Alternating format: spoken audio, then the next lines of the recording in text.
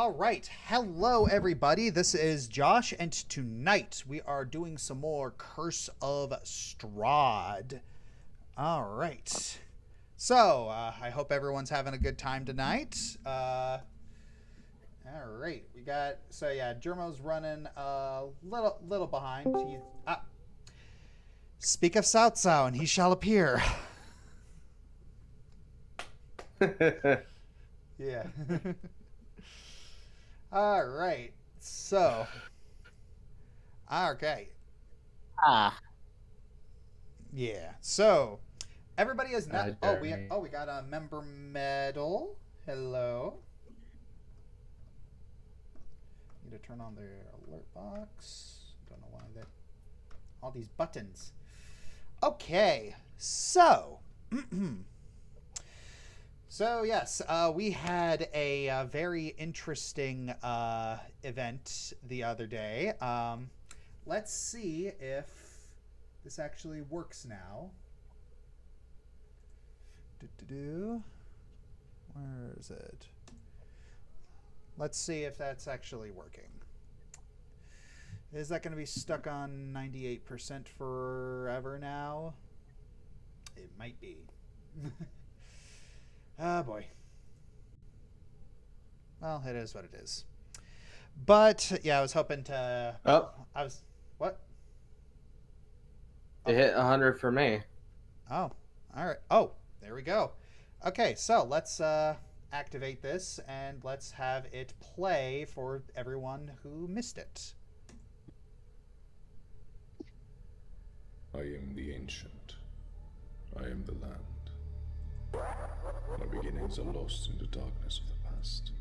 Yo, I was Josh, the warrior. I'm continuing I my was time good at through just. Pocopia and also I thundered simultaneously doing across the some land programming like for the a wrath uni of a just assignment. god.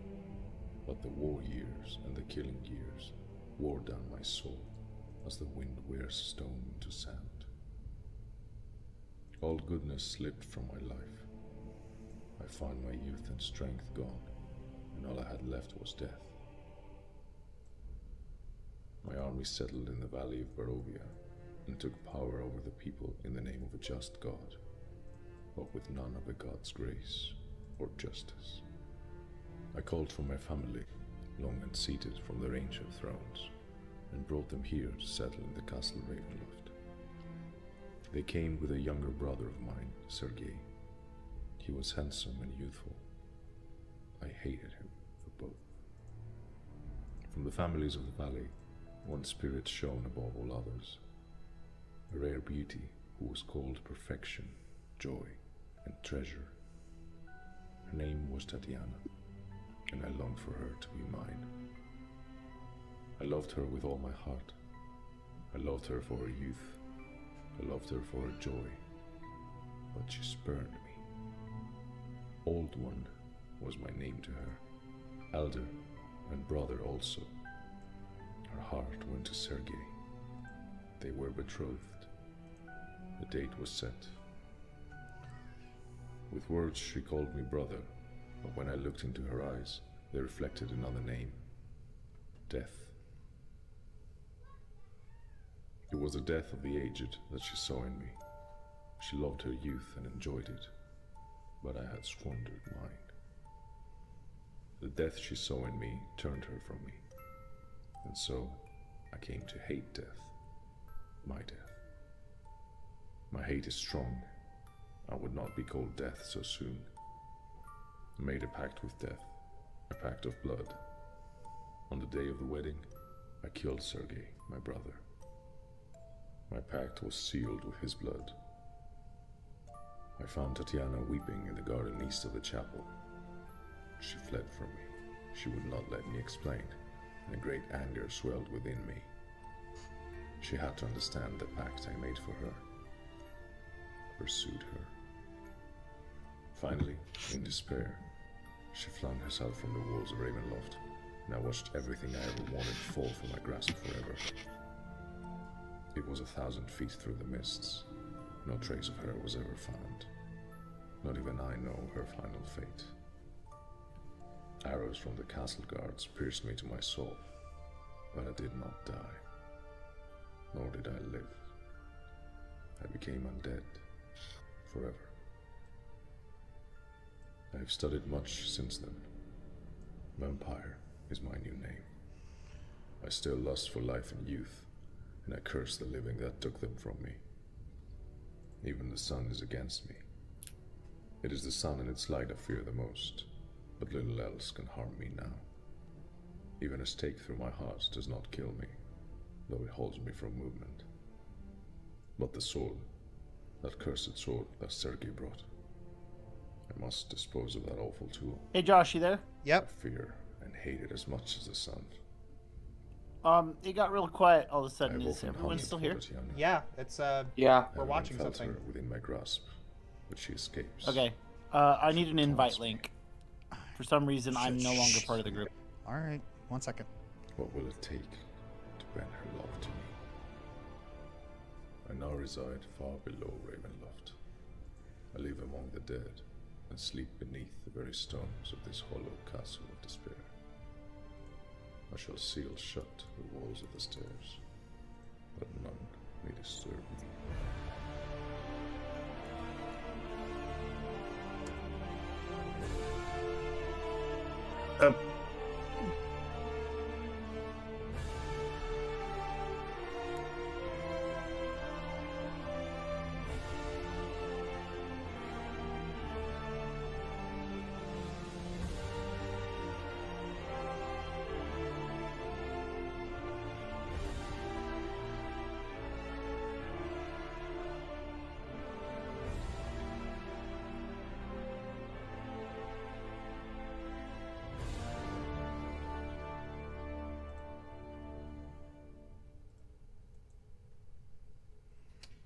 All right.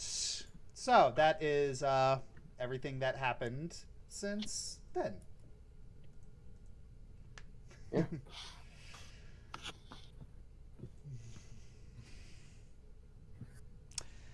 All right. So, and everyone was just dealing with the aftermath of that.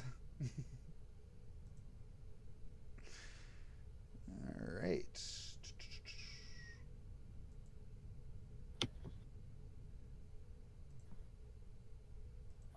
Yeah.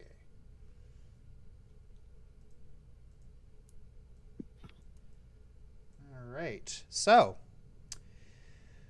what do we do?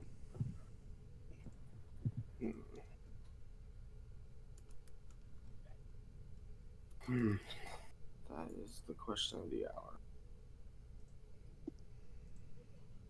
Well, I think it's abundantly clear that the Sergei sword that Strahd mentioned is the one that was foretold in the tarot cards that we need to find.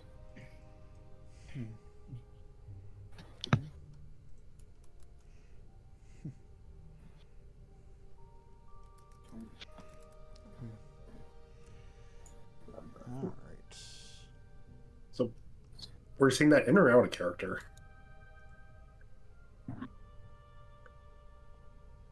Yes.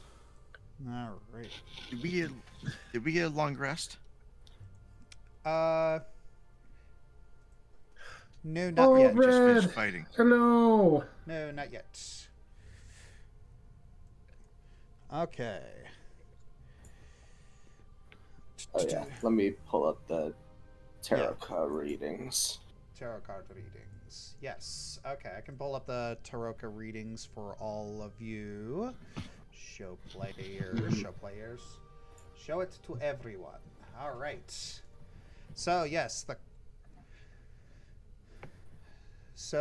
card of power, the one of Gliss, the monk. This is a card of power and strength. It tells of a weapon of vengeance, a sword of sunlight. The treasure you seek is hidden behind the sun in the house of a saint.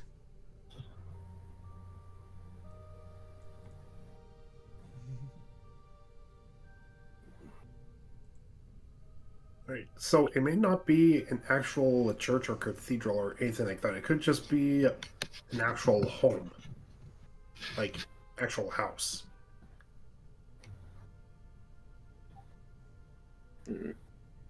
How does one become a saint?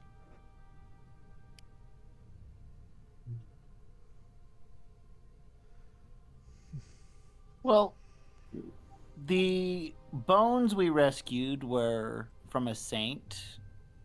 There's how many towns in Barovia? I believe you guys do have a map. Okay, let's look at the where's the map? I'm the map. All Got the right. map? So you quickly pull out the map, and sure enough, beyond towns you've already visited, there is another town. There's a town all the way, a good distance to the west called Kresk. And to the south of that, there's the Wizard of Wines and Yester Hill. There's also to the southwest. There's a place called Berez. Okay, who's familiar enough with the map to explain the locations of the map? Is Liliana here? Liliana. Sorry, not Liliana. Totally. I know they both have red hair, Germo, but come on. All right. Yeah. Man, calling a woman by another woman's name, that deserves you a smack in the face. Only if I'm dating one of them. Yeah. I will say though, I just thought of another Yeah. connection. You Yeah. said Arena? Yeah. Yeah, I'm Irina. Yeah. So I was going to ask Irina, which of these are Hello, towns? Get my friend that a boon might and have a hopefully church. please tears Yeah. of joy. Yeah. So we have a boon here, or we have. Let's see. Come on, that count that as $10. Yeah, I am. Don't worry. I'm not gonna be that guy. Well, considering that the penny has been discontinued and we now round up to the nearest 5 cents, this does guys technically long count enough. as 10. All right. So let's see. Took you guys long enough to catch up.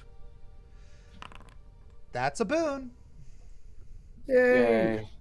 It's- And okay, so I am adding 5 gold to your party stash.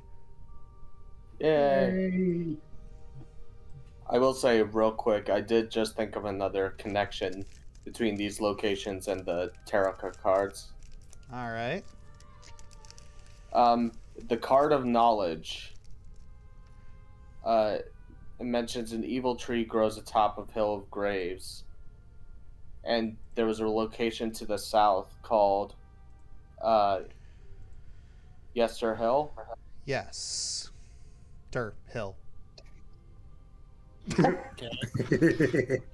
Any relation to No. Underhill? It just slipped out. Do we You didn't want say it, I was the, gonna. do we want the certainly? weapon first though? I'm not saying we should tackle these in any specific order. I'm just trying to make connections where I see them, and Yeah. I feel like if any place is going to be considered, if anything is going to be considered a hill of graves where ancient dead sleep, it would be a place called Yester Hill. Yeah. We could also just ask, like, the townsfolk All right. if Well, there's. well, Irina, it's like if you do want to ask Irina, she is right there. Yeah, exactly. Isn't Yester Hill where those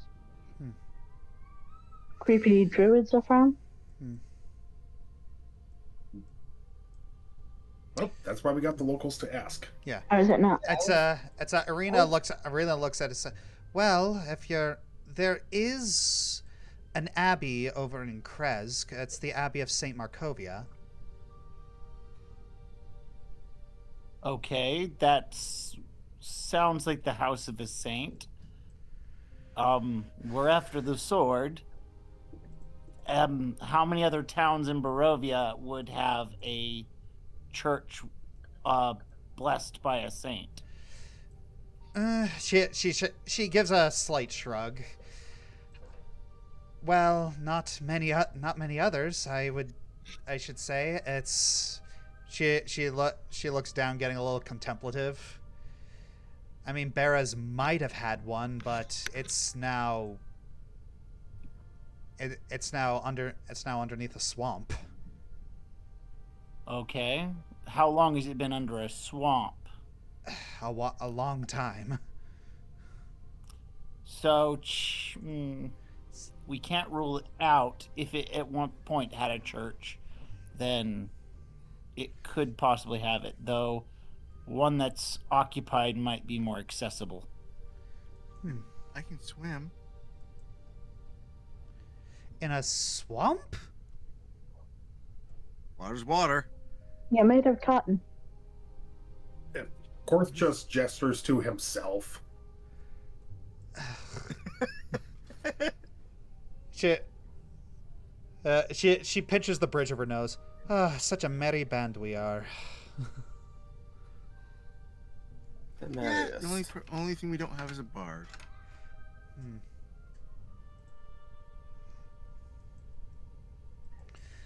All right. Well, so what's our plan next? Just are we just going to head over to Krezg, or We should That make sure the house the that was eggs saying- don't come back. a powerful weapon might not be a bad idea in that regard. Just saying. Hmm. I do propose next we check out this Yester Hill. A weapon is good, yes, but a weapon is only as good as your knowledge of how to use it. Fair enough. So, Well, we shall could we check go out that abbey? So we're gonna check out the abbey first, and then Yester Hill after that. Sounds like a plan to me. Any What objections? is Ohana's doing right now? say what? Ohanos? Johannes? He's in the room. He has been he faded into the ethereal plane again.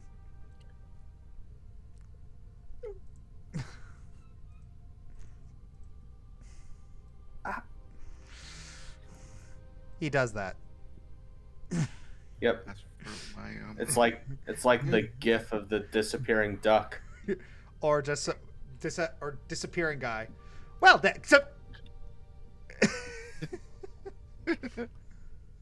Homer Oh, wait. Simpson fading Oh, wait. precious. No, here we go. disappearing guy. Damn it, you beat me to it. Back. All Well. right.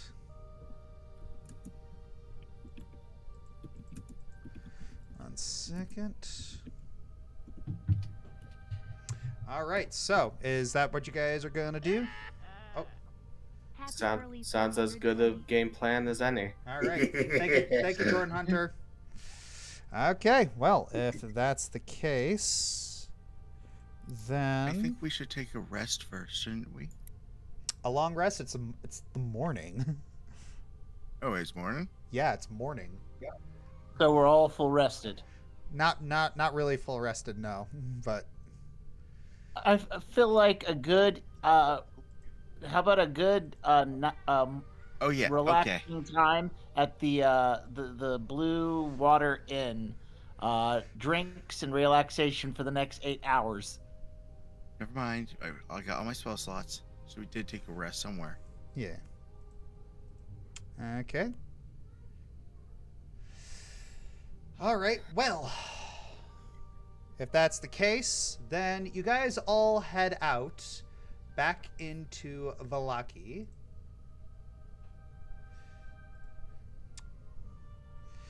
And as you pass by a couple guards, their hands are gripping their spears a little too tightly. Their faces are a little pale as staring not at you but over your shoulders and into the distance as though watching for something or someone else entirely.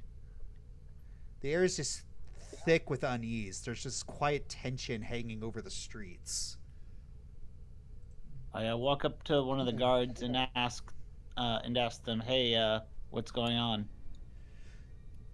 It's the guards look at you and says, "Oh, you don't know? Oh shoot, we had a long night." Oh well, there is a demonstration happening in the town square right now. You should probably. He just kind of looks away. Wait! What kind of demonstration? And there's you see a little girl. You see a little girl run up to you, and she just immediately starts tugging on you, Gray. She's like, "Please, you have to come. It's Milivaj." Okay, I go with the little girl. Please. Yeah, Following. They're gonna hurt him. We follow. They're gonna hurt him at the square. Please help. Running. I'm guessing we're all Yeah. done. Yeah. Yeah. All right. Beeping. Okay, should sneaky people be running on rooftops? All right. Drawn by your desperation, you let her lead the way, and the air grows colder as you approach the town square, and the sounds of hammering grow louder. And you see the crowd before you see the source of their focus. A restless, frightened mass of villagers gathered around a central figure. There, atop a ghostly skeletal horse that seems to exude the chill of the grave.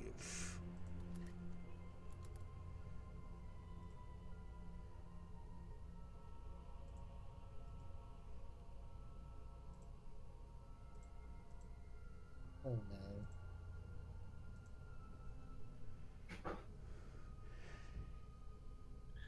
This man's sharp, angular features are as colder and unyielding as the blade at his side, his presence cutting through the crowd like a knife.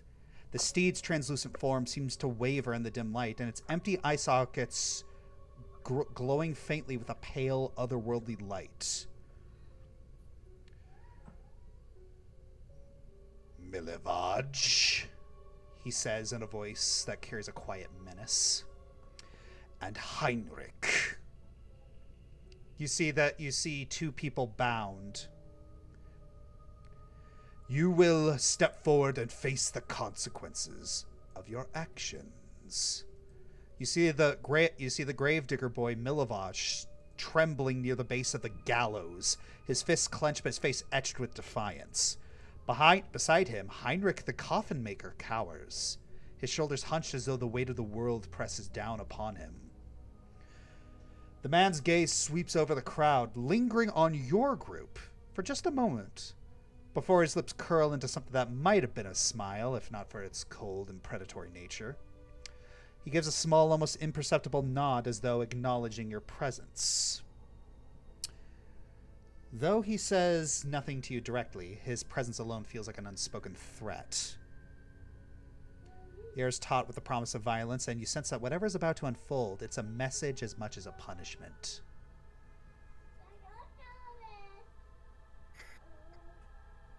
I uncoil my scorpion whip just in case. Mm-hmm. How far away are we exactly? You're not far. It's...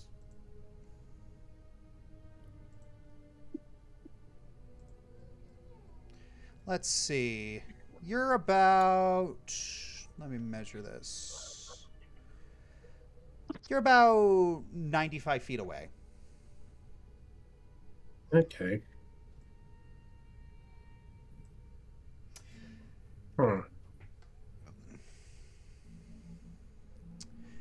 I hold an action. I'm preparing to cast Sanctuary on either of them if violence appears to about to be done on them. And as you're and all right, what else? Is anyone else going to be doing anything?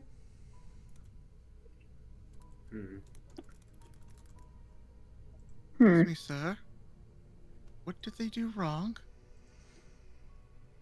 He pulls out a parchment and reads it off. The accused, Milavage.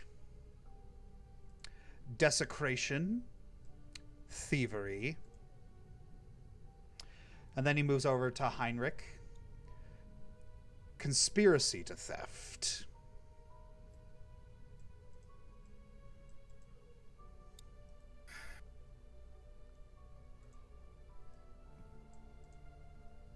And pardon me, sir. Who are you? And you see everyone just kind of everyone just kind of slowly turn towards you. You can see a couple people in the crowd, like where is it? You can see a couple people in the crowd that you recognize. You see Blinsky. You see two of the hunters in there, and you can even see Father Lucian. You can all. Ooh. Yeah. Father Lucian, you say? Mm-hmm. What I mean is, Go ahead.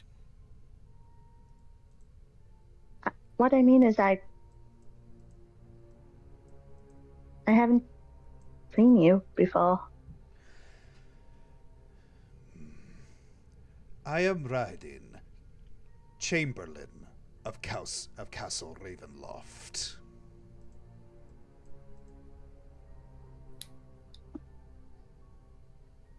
All right. And what business do you have with these so-called accused? They have committed crimes against Lord Strahd, and they should be punished. Crimes against Lord Strahd. What's your evidence, and what is their motive? Motive does not matter. However, the evidence... Motive matters entirely because it means they weren't compelled against their will. This is a land of magic, and sometimes people do things against their will.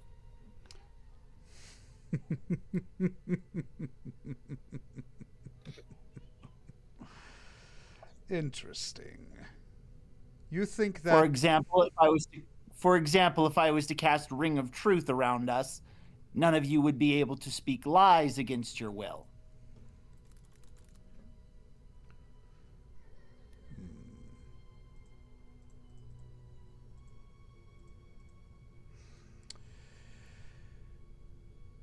All right. So, you are arguing, if I am correct, that they were compelled to do things. I am arguing you have not proven motive, as it is important when it comes to a crime. If they were compelled against their will, then obviously the person responsible for compelling them is the actual guilty party, and they are just victims.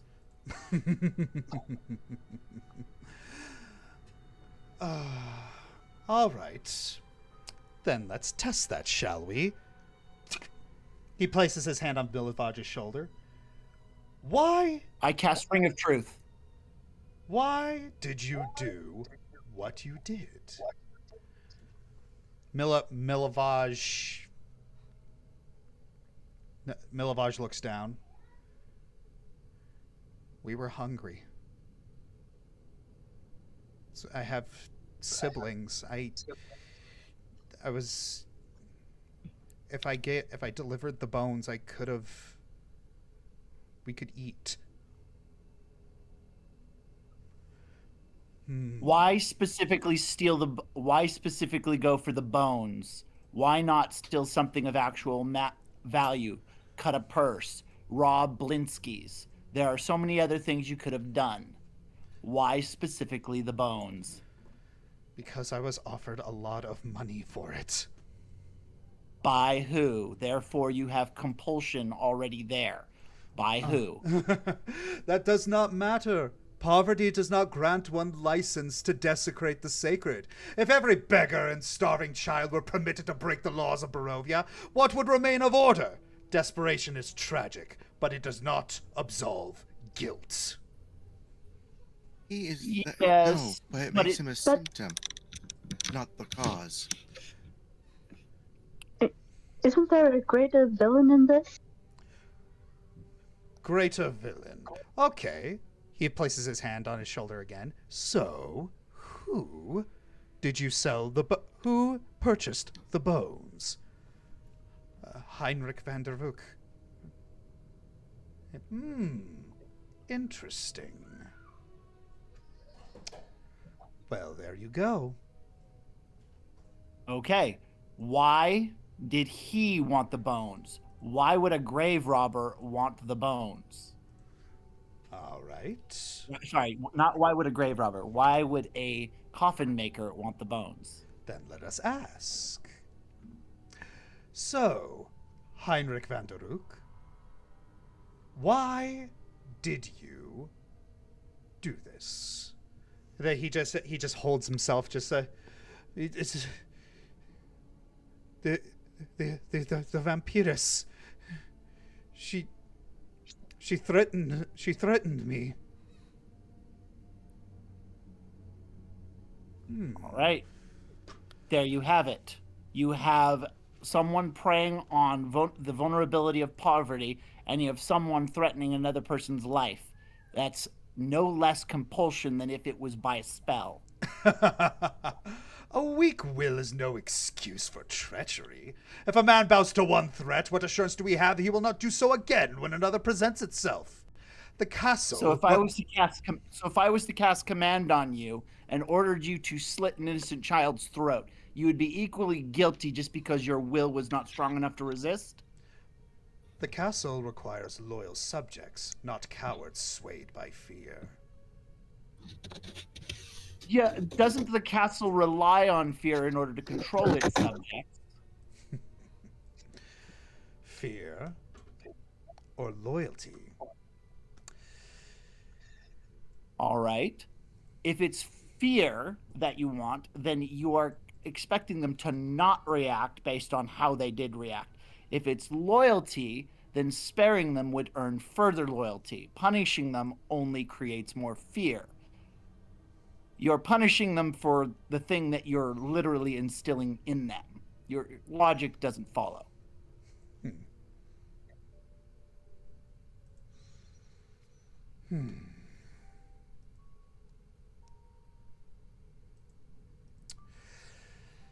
I don't think you understand. I think I understand perfectly well. I think it's you who doesn't want to understand. Also, while a punishment in order to discourage further crimes, I think the actual criminal here, the one that instigated this from the top, should probably be the one that's actually punished. You don't punish henchmen for doing something they're paid to do. You punish the employer. Now, we just found out that the vampiress, in front of all of these witnesses, coerced and influenced these individuals to commit a crime against the town. Yet rather than going after the one that actually instigated these events, you're choosing to attack the symptoms rather than the cause. How is that effective rulership? It seems that you are attempting to argue that no one is responsible for their actions if someone above them merely nudges them in that direction. Surely there is some responsibility to be had on the underlings. However, Ah, at the here we same go. time- He admits it. They carry some responsibility. However, the bulk of the punishment belongs to the one who instigated this whole thing. Where is their punishment? Well, that does not concern you, now does it? Though it matters is It their does part. concern me. I am an advocate for the vulnerable, and I stand to prevent you from enacting false judgment on pawns. Especially as witnesses to these supposed crimes. Furthermore, I Yeah. would point out that now that we've established that these poor individuals were not only coerced but threatened into doing things they did not want to, that you would lose loyalty, something that you apparently want, rather than gain loyalty. So, get your story straight. What do you want? Loyalty or fear?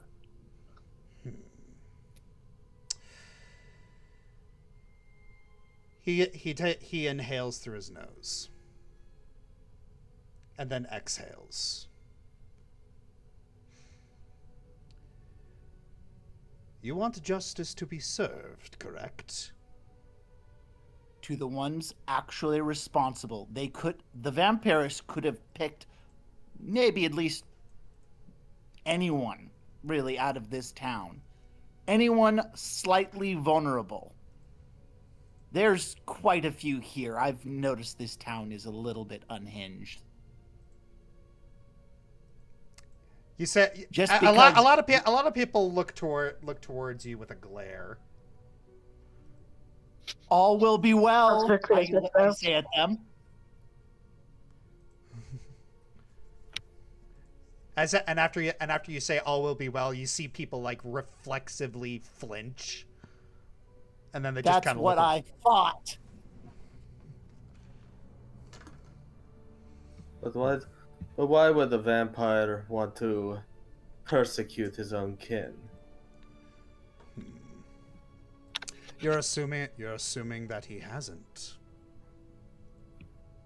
Okay, so if the actual perpetrator here has been dealt with, this is just showboating. No, she has been punished. You claim justice was served, and yet here we are. What remains are these accomplices who carried out her bidding. Valenta's punishment does not absolve them of their own guilt. If anything, it underscores the importance of ensuring that no loose ends remain. But We never told you her name.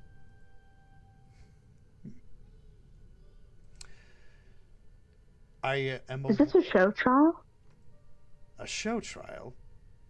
Far from it. However,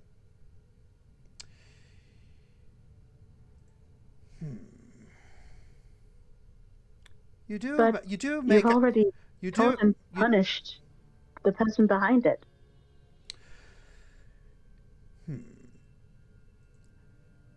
The fact remains is that I am going to need a compelling case for lenience to be shown here. They committed crimes, and they should be punished. Motives be damned. All right, but the justament should fit the crime. This was a matter of poverty and valuing one's life. All right?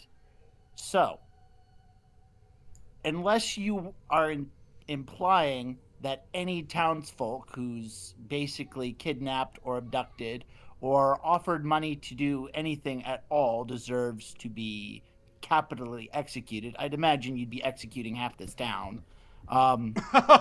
There should probably be something. You think we are so barbaric? Oh, okay. No, we're not going to hang them. But the gallows. It's symbolic. Okay. What are you going to do? Because I hope you understand my concern with this imagery here.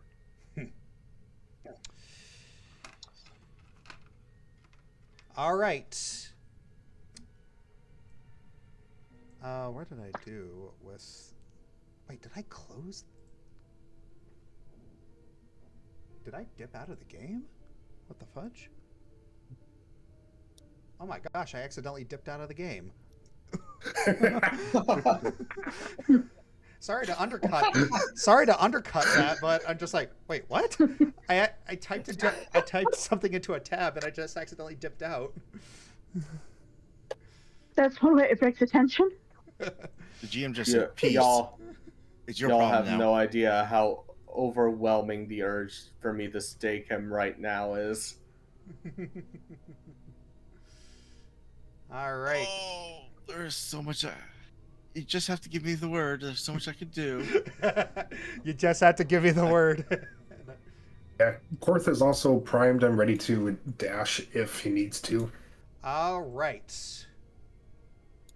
I could If burn that's the gallows, case, I could make him run so- his pocket. Gray,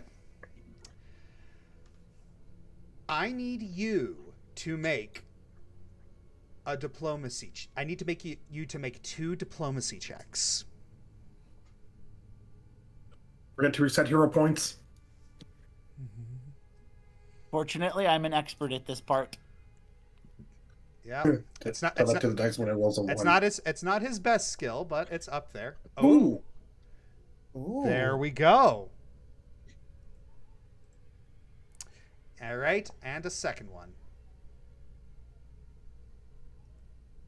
All right.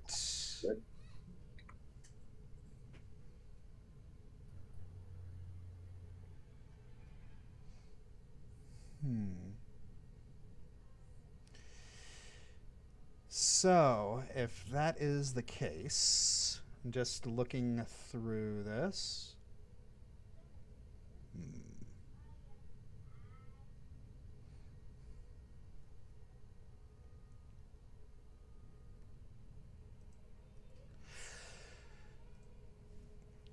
Very well. He pulls out a scroll and begins writing. Heinrich van der Vook, you are guilty of conspiracy to theft. As such, the sentence is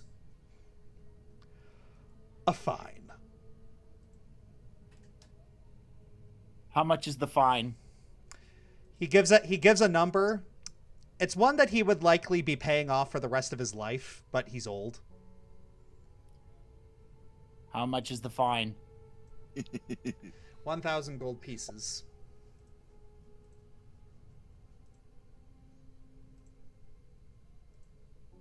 I start digging through my wallet. The party stash only has 70. And in your wallet, you only have 9.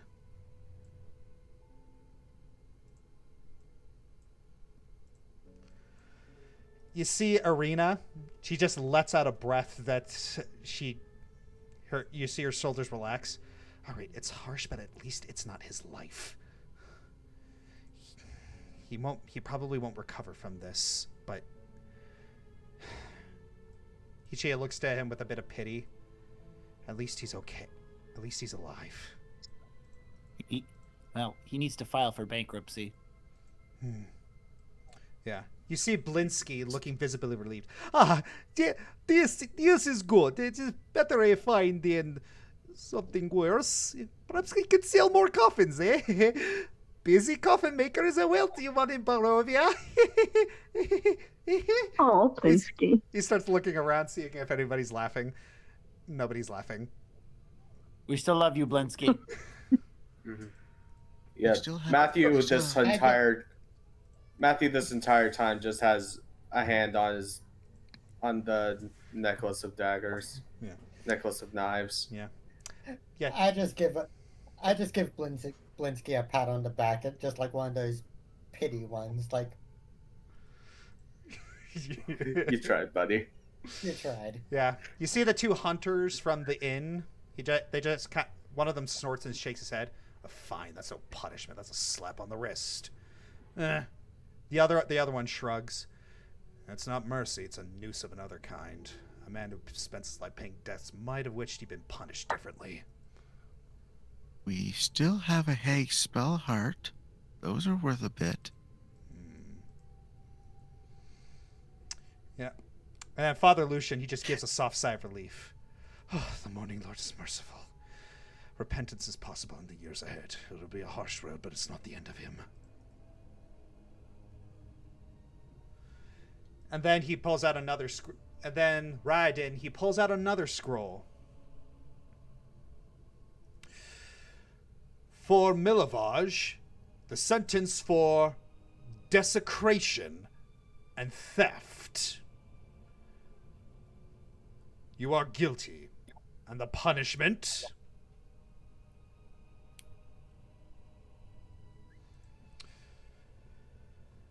He grabs a torch and pulls off his signet ring. Then begins to heat it. Then he puts it back on his finger.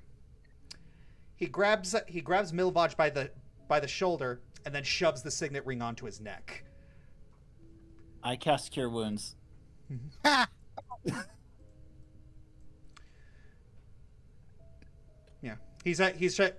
Yeah, he looks at you and he snaps his fingers. Your cure wounds fizzles out. Oh, in that case, I'm gonna cast Gib on him with spell shape conceal spell. Oh.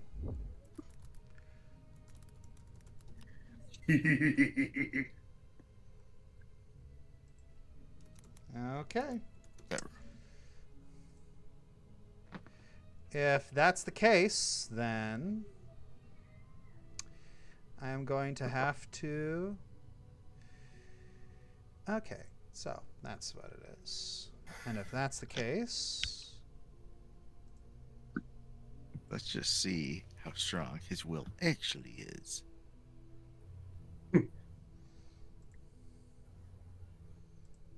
I did nothing. You didn't see nothing.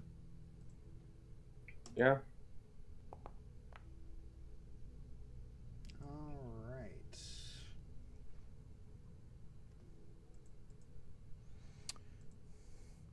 And this spell. Okay.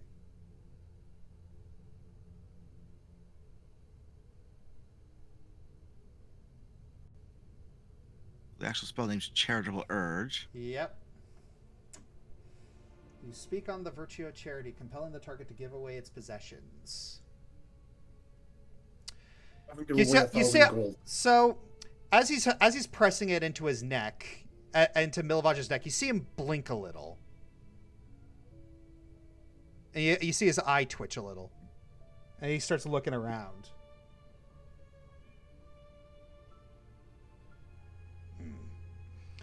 Yeah. You see and he removes the ring from Milovaj. And he's got a brand on his neck now.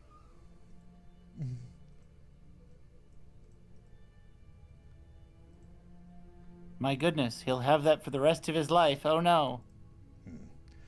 It's Irina looks towards you and just like, are you serious? That's barbaric! I'm literally going to cast heal wounds on him as soon as this guy's gone. Yeah, Blinsky, he just gasps, and he's, no, this is too much. He's a, what? Blinsky looks like he's about to cry. I'm missing. That's not just a brand, is it?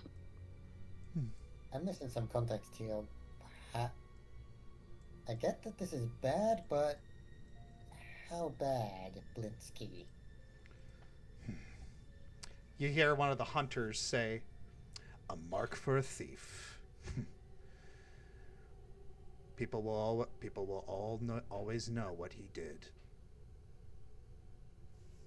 Yeah, the other hunter just kind of scratches the back of the neck. That's harsh. It's not a scar yet.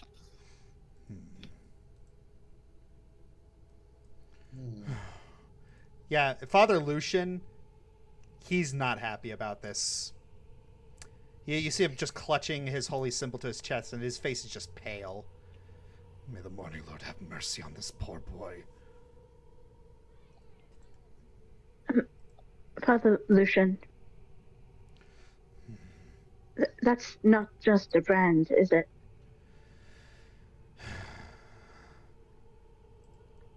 He's going to be ostracized for his whole life.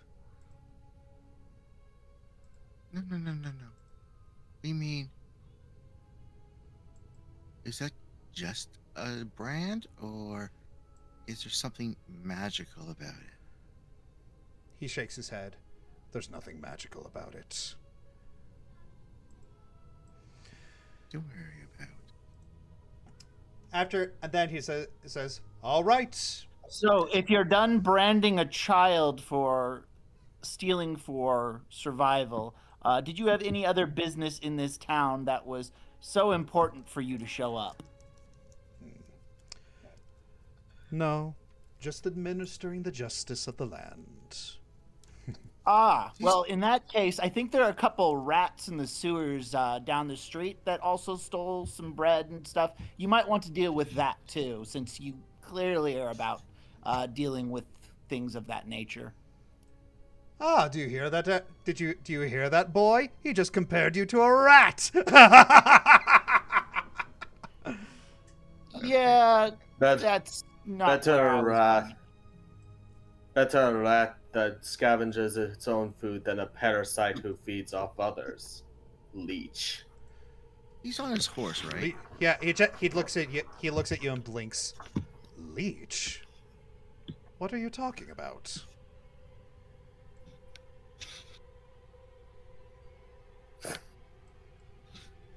Anyone? Anyone? You think I am a vampire?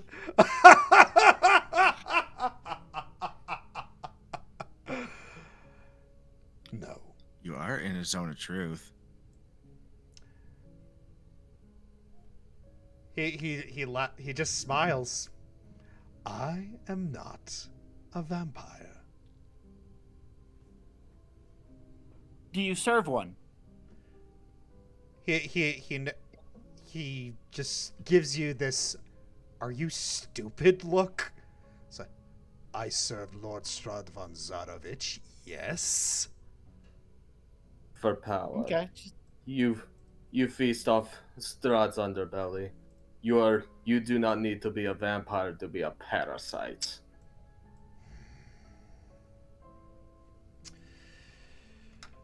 Dang, you just called Strahd a parasite. Dara tugs Proudly. in Gray's clothes. Stupidly yet proudly. Yeah. So yeah, he raises an eyebrow. Careful. Lèse majesté is a crime. I've been branded a criminal before.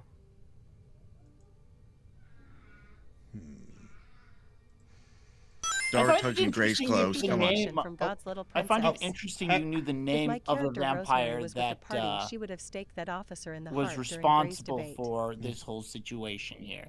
Now, you say that they were dealt with, but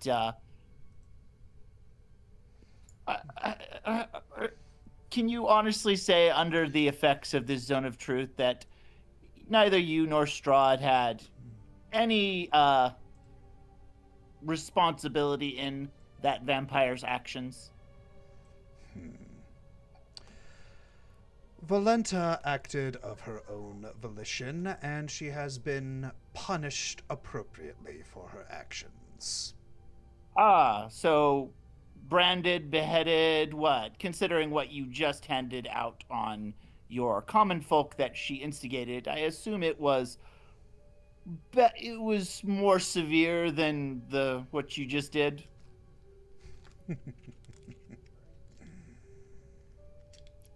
Keep in mind, you are still under oath of law.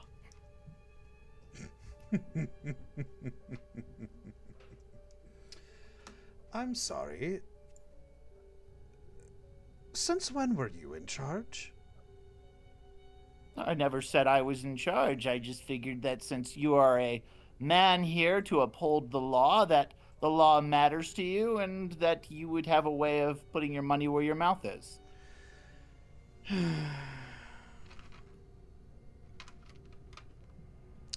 You're a very obstinate, outspoken individual.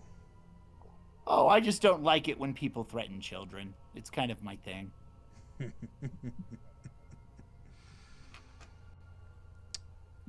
Well.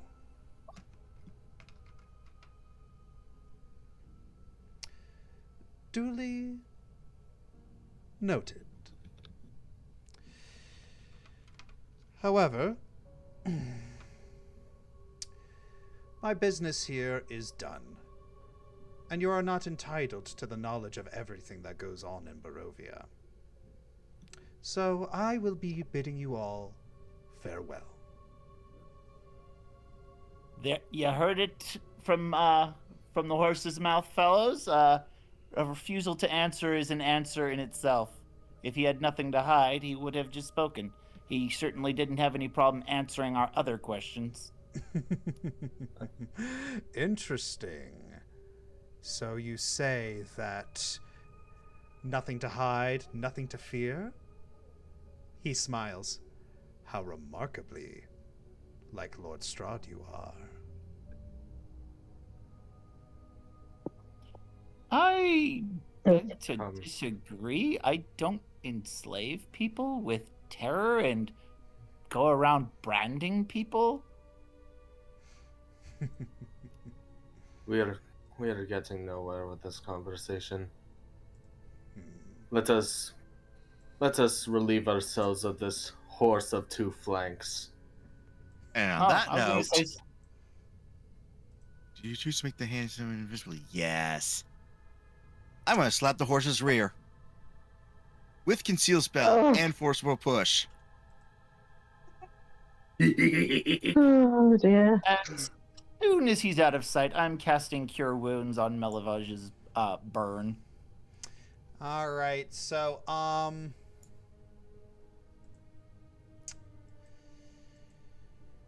so you're slapping the horse's bum? With an invisible mage hand, conceal spell, and forceful push. Yes. Okay. So misbehaving horse. Can't blame that.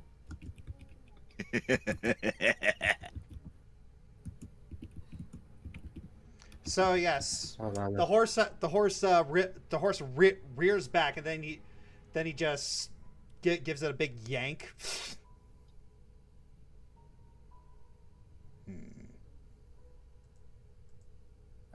Where's the... Petty. And then Sorry, what did you say?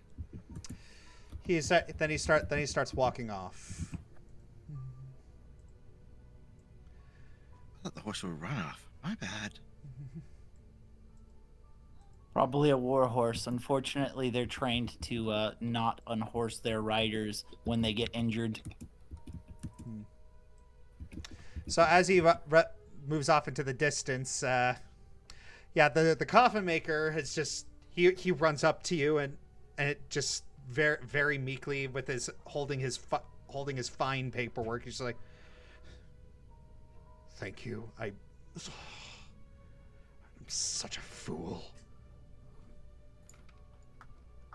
A little bit. With goodwill, you might be able to get some help with that from your fellow men. You're going to have to maintain that goodwill in order for that to happen. As for Melivage, I'm going to heal his wound real quick. Yeah. So you walk up to Milivage, and you can see he's trying very hard not to cry right now. He's just trying very hard not to show pain, not to give people the satisfaction to hear him scream. I signal him to come closer so I can heal him. Yeah, he walks over, just you can just see the tension in his arms. Just I cast heal on him. yeah, you cast heal on him. The pain goes away, and he relaxes, and he starts rubbing it. There is a scar. It shouldn't be a scar. Usually, usually heal? I mean, it hasn't been there long enough to be a scar. Well, it knits together. It knits together, and it became a scar. That's weird. Worth has an idea, but everyone may not like it.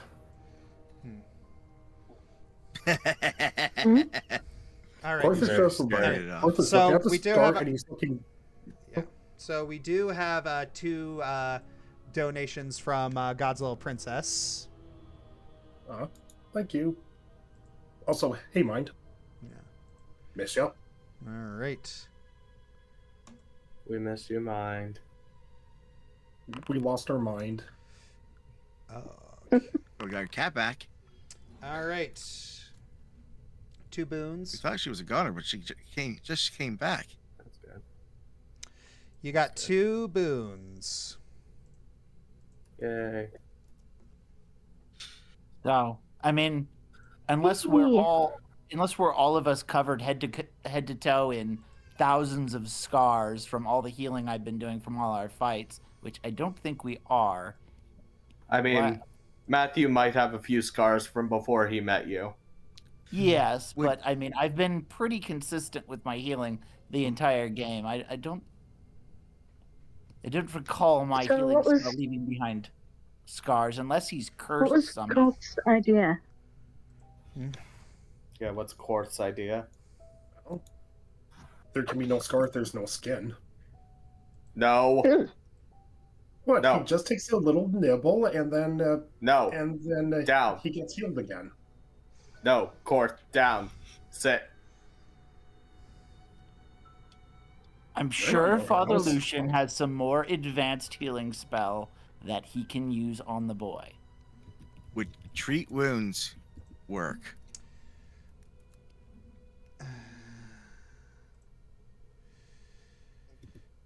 Unfortunately, no.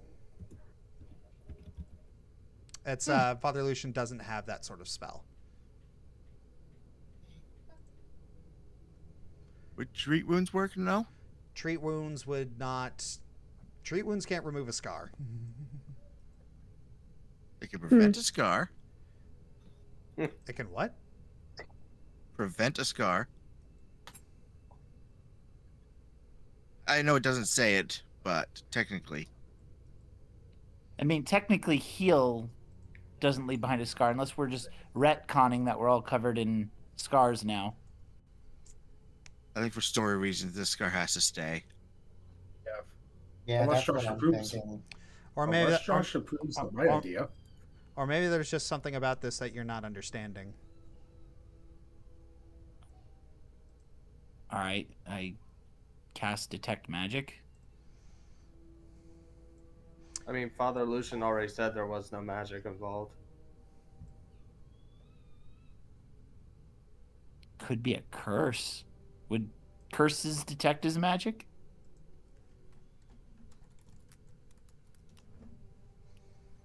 Is that a knowledge roll?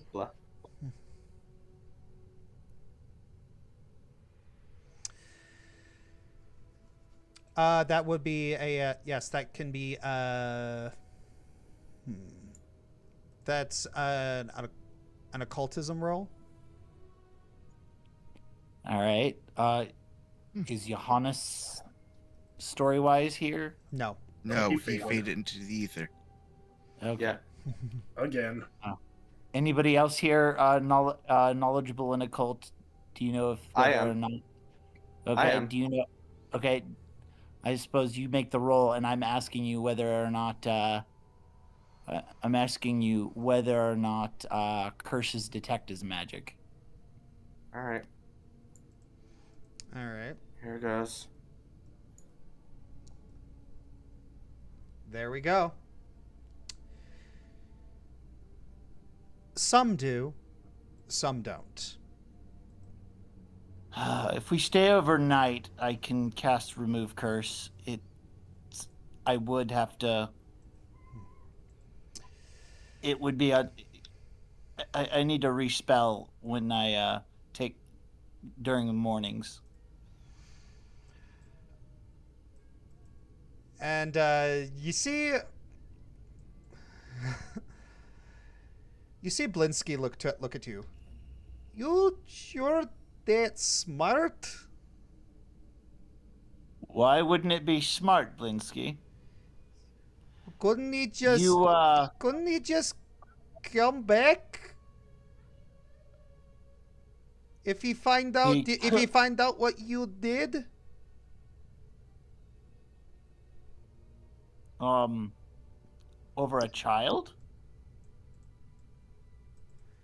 He seems Seriously, petty enough to hold a grudge. He's being a jerky tyrant.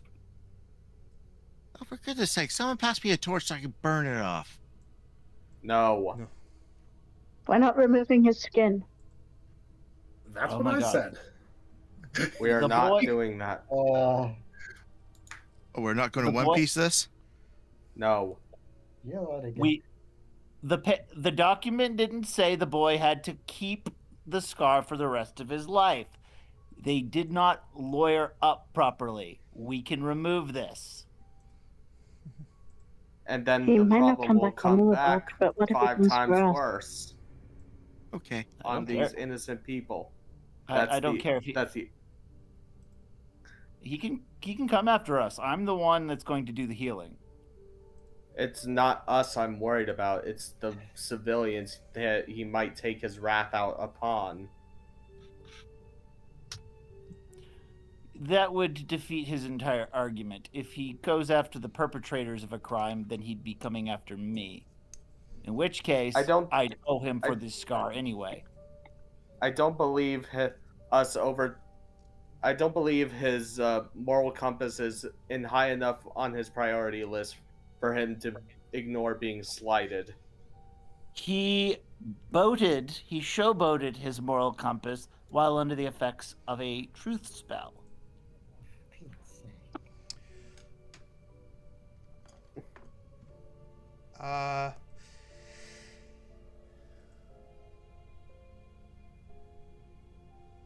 That is and Father Lucian looks to you as like, that is assuming he didn't resist it. Well, Yes. considering he deliberately avoided answering my question towards the end when we already knew the answer.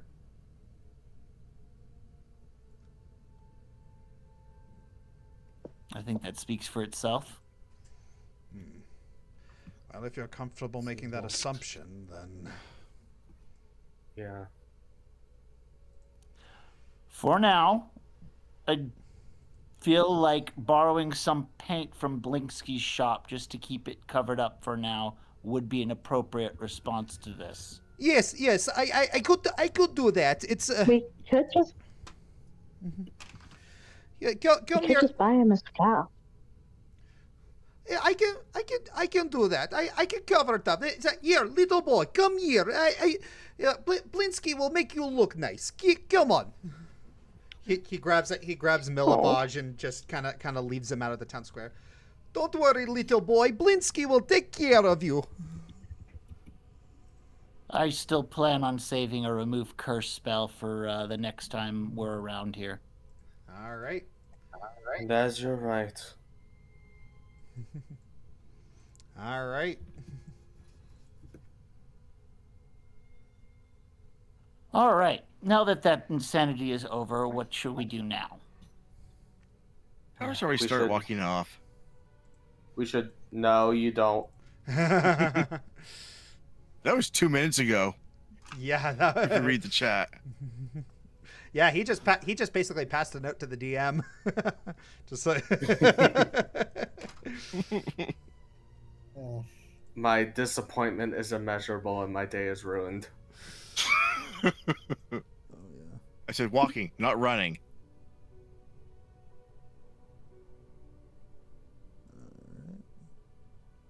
In the meantime, we should probably stock up on a few supplies if we're going to be moving to another town.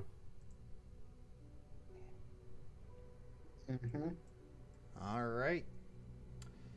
Okay, do Did we we just ever want to fast track this? Well, Did we ever do we purchase actually a wanna go- wagon? No. What do you mean? We have a wagon. Wait, what? Oh yeah. I'm Sorry. pretty sure yeah. we We had had a a wagon. Yeah. Yeah, it's by the church or by the inn, one of the two places. Yeah. It's at least somewhere friendly to us. That's all I care about.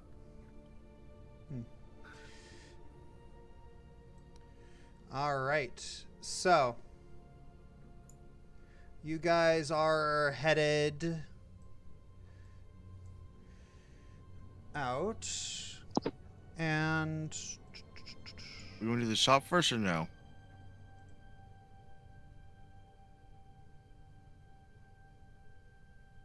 Probably a safe bet.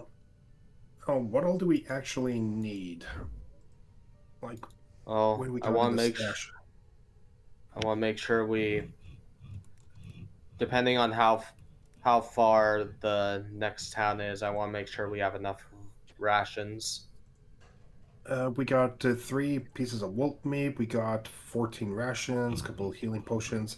I think a bit more food would be a good idea. Although we could also just hunt on the way. That's true as well. mm-hmm. All right. Yeah.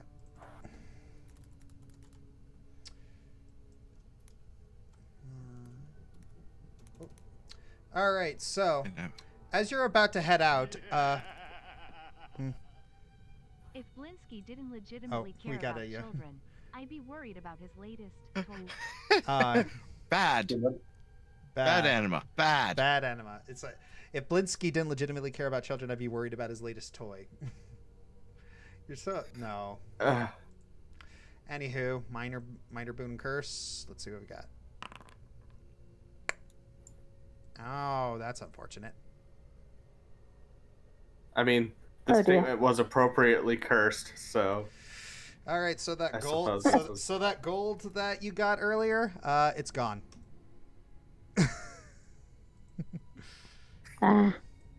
What gold? Yeah. exactly.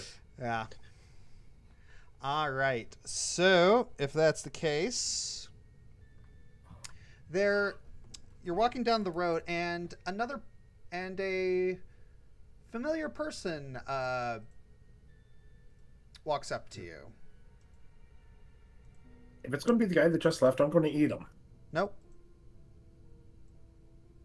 Oh, It's- yeah, the innkeeper. Oh, it's the Blue Water Inn guy. Yeah. Yeah. Hello. How are you? Alcoholic Anna. Yeah, it's so I received a letter for you. We Oh? just got a letter. We just got a letter. I wonder who No. it's from. And there's also this pouch here. I accept the pouch and the letter. All right. So you open the letter and you see written in a very extravagant script. Hello, adventurers. My great-grandniece Arabelle will celebrate her 10th name day in 2 days' time. For this momentous occasion, I wish to provide her a gift, but in my old age, I am quite unable to make the journey myself. I respectfully request you use the funds in the pouch to purchase a toy for Arabelle at Blinsky's Toys.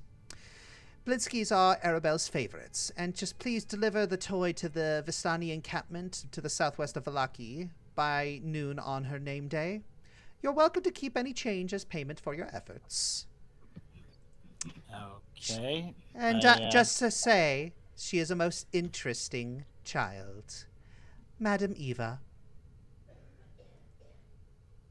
I guess I'll let Blinsky decide what toy to give him, because he's the one that understands the interesting children of this particular demographic.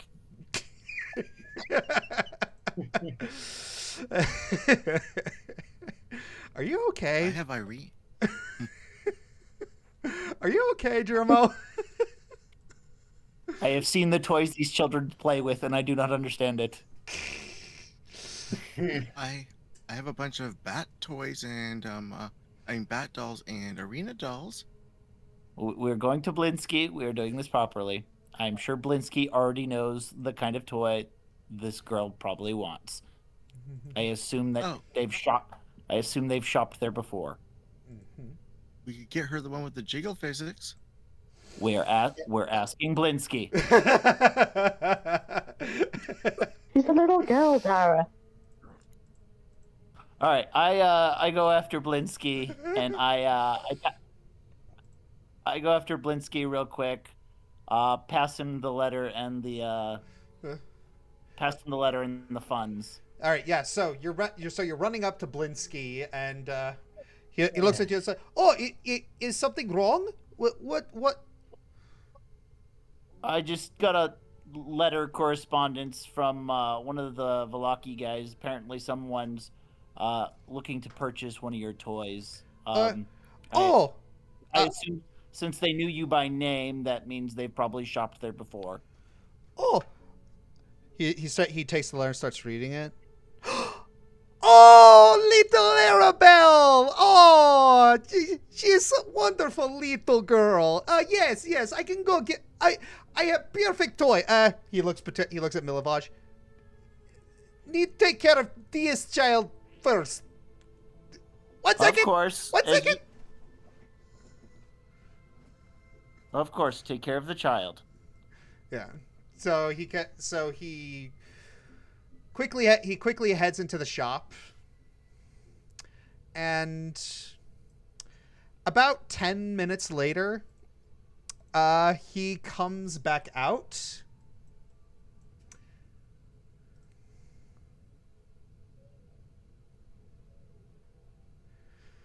And he pulls out this tiny little carousel with bats instead of horses. I still do not understand this demographic. All right. I think this one's cute. I accept the bat thing. Did the letter say we keep the change? Yeah. Oh yes. Here is change. He passes. Right. He hands Gray. I'm gonna. Actually, you can just put it into your own thing. He hands you 2 gold pieces. Okay. I hand one back to Blinsky. Give this to Milivaj. Oh. Yeah. You see his smile disappear for a little bit, and then he gives a very solemn nod. You have good heart. And then he takes a step back and walks away.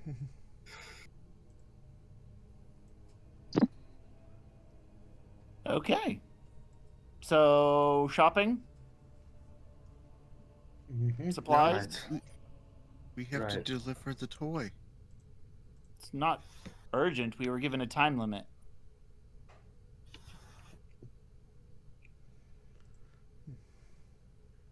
Right. Unless... While they're all shopping, Corth's going to go grab the cart. Okay. Good idea. I suppose I can just deliver the toy. I'm not big on the shopping thing. I can go with you, just so you're not alone. Appreciate it. Out of character, just how far away is this place? It's outside of town. There was an encampment. Oh, no, it's the Vistani camp. Yeah. Yeah, that was the refugee camp outside. The Vistani camp, I'm not sure if we actually been there yet. We have. Oh. Okay. It was just before we got to Vallaki. The Vistani camp. Quite a way away, I think. So the camp.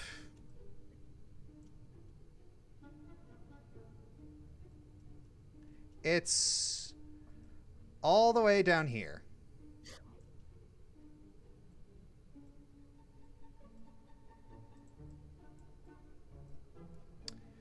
It's basically at the bottom. It's at the bottom left of the screen. Yeah, it'd be behind the player roster. Yeah. Okay, how long would it take me to go there and come back? That's a good question.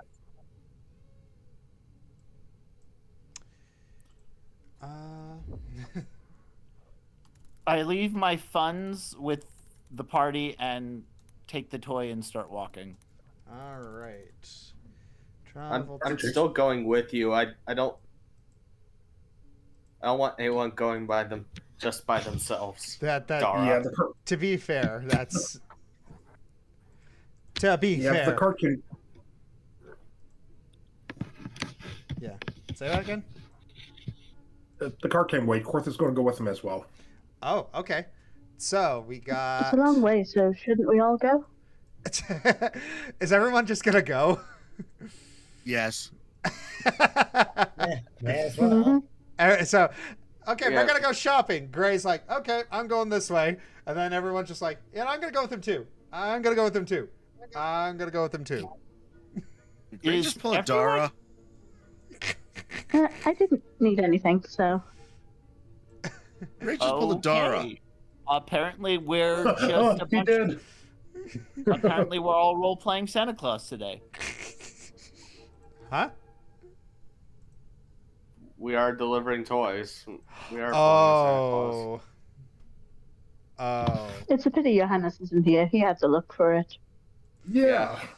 Out of everyone here, he was the one who had the most Santa-like appearance. And the item Congrats. to change him into more of Santa, even more Santa-like appearance. And we could have put a green dress on Vesper, and she could have been the jolly elf helper. Oh gosh. Or Aww. You guys are. What is wrong with you? what? It's Many adorable. things. Feeling this. Many, We're many feeling things. nostalgic. All right. So it takes you like after you head out the west gate, it takes you a good while to get into the Vistani camp. It's about a 20-minute walk. That'd be longer Okay, than that. Yeah, that's not terrible. Yeah. Okay. All right. Is this the same camp we went to last time, or is this a different one? No, completely different camp. Oh shoot. Okay. Yeah, I think you might have been thinking of the caravan with the fortune teller lady. Yeah. All right. Well, we'll start going to this camp. All right. So. Okay. Where is it? Okay. So. The woods part to reveal an expansive clearing. A small grass-covered hill with low houses built into its sides. Where is it?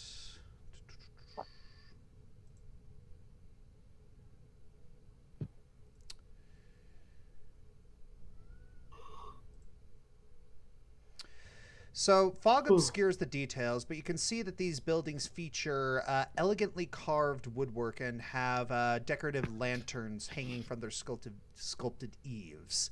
Atop the hill above the fog is a ring of barrel-topped wagons that surround a large tent with a column of smoke pouring out through a hole in the top.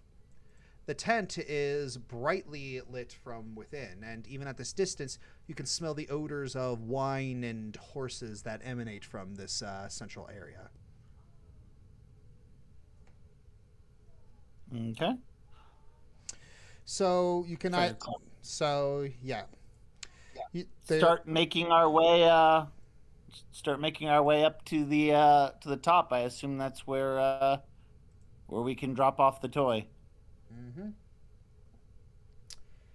Okay, did you at least remember to have it concealed in case we come across her? Like, make sure that thing is wrapped up in at least a cloth. Okay, sure. I pull out some extra cloth. Yeah, you don't want to spoil the birthday present. Don't spoil. Okay. Don't spoil the birthday present. Wrap it up, and I tie a little bow around it. You said that with such disdain. I thought he liked children. I do like children. I don't approve of showmanship.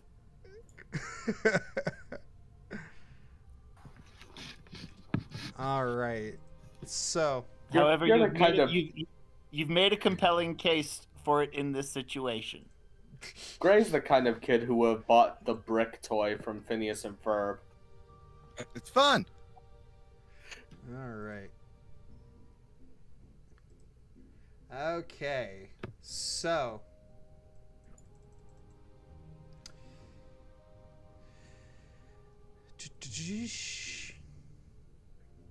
where is... So, okay. Where is it? Hey, look, it's an old-timey trailer park. Oh my gosh. Yeah, sorry, I just see the tent in the middle, and my brain just goes digital circus. Oh my gosh.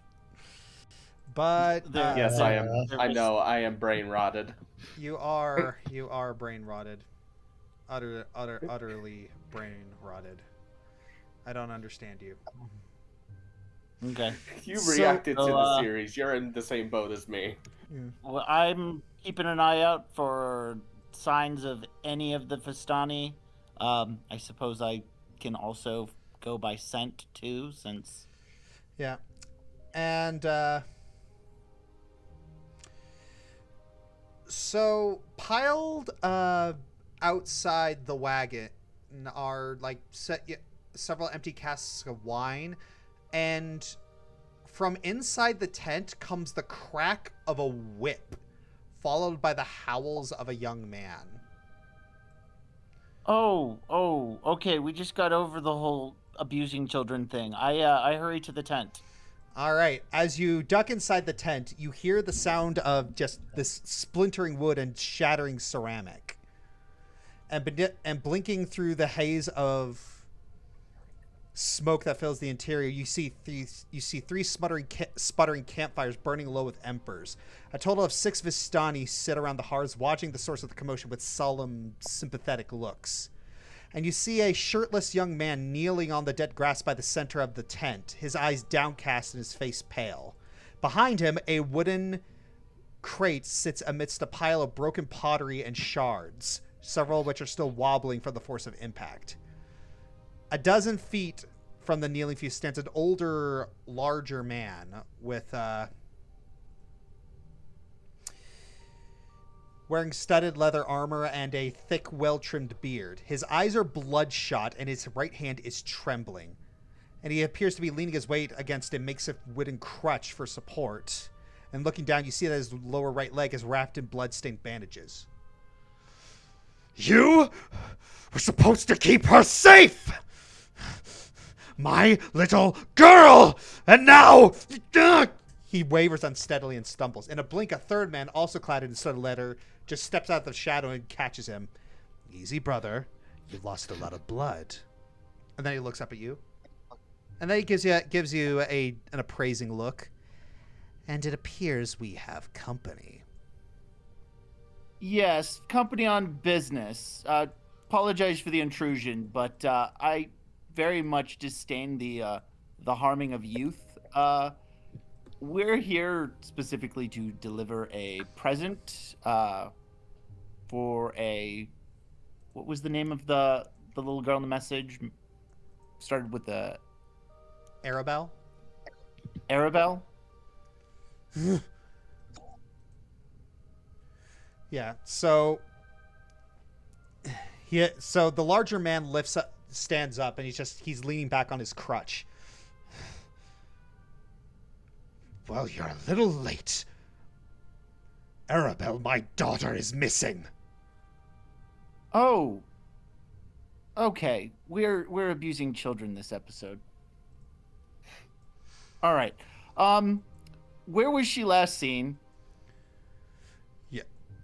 He gives this glare to the boy who's currently tied up. This boy was tasked with watching her. And instead of watching her, he got drunk! Okay. When was she last seen and where? We are adventurers, and several of us are experienced trackers. We can find her quickly. No need to hurt the kid anymore.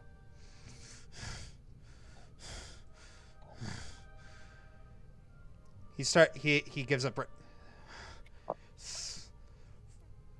3 days ago. Location. I just need a location. And do you have anything of hers specifically? Or a picture? Anything she may have been carrying? A picture would be helpful, but I just need anything that she's specifically touched. I have a divination spell that might assist in our finding her.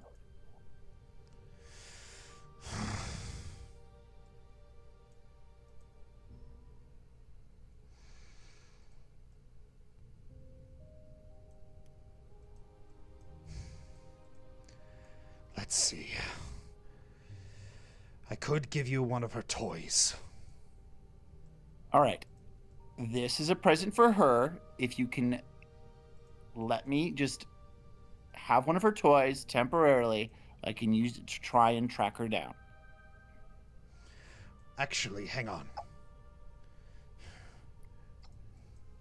He...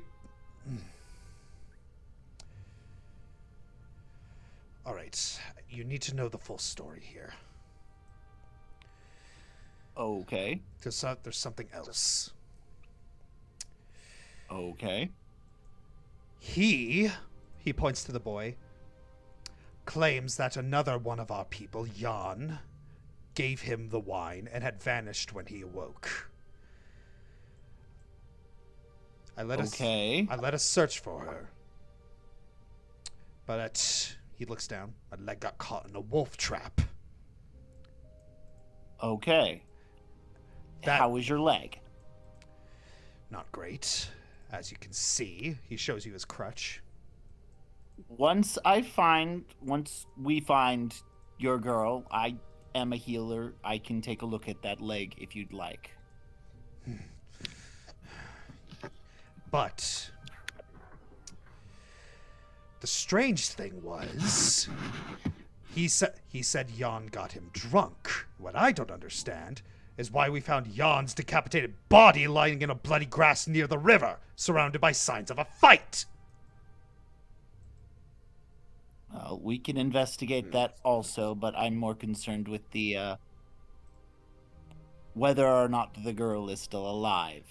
And there was a where did you take his body?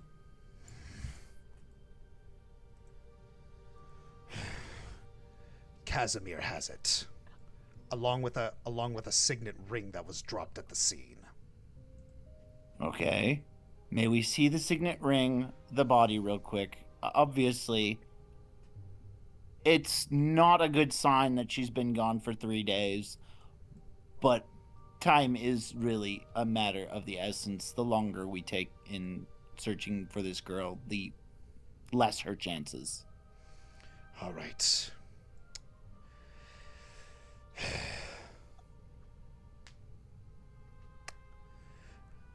All right.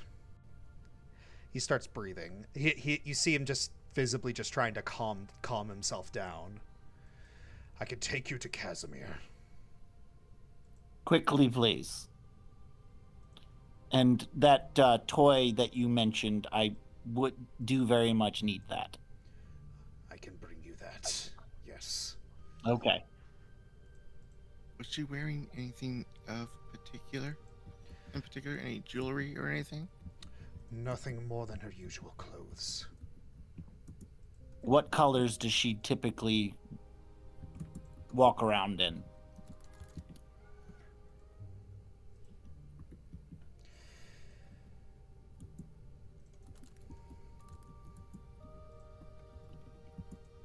Blue, green, purple. Red and gold. Red and gold. And what color hair? Brown. All right. That'll help. Okay. So I guess we'll just go to this Casimir fellow. I'd like to see the body. All right. He leads you out, and where is it?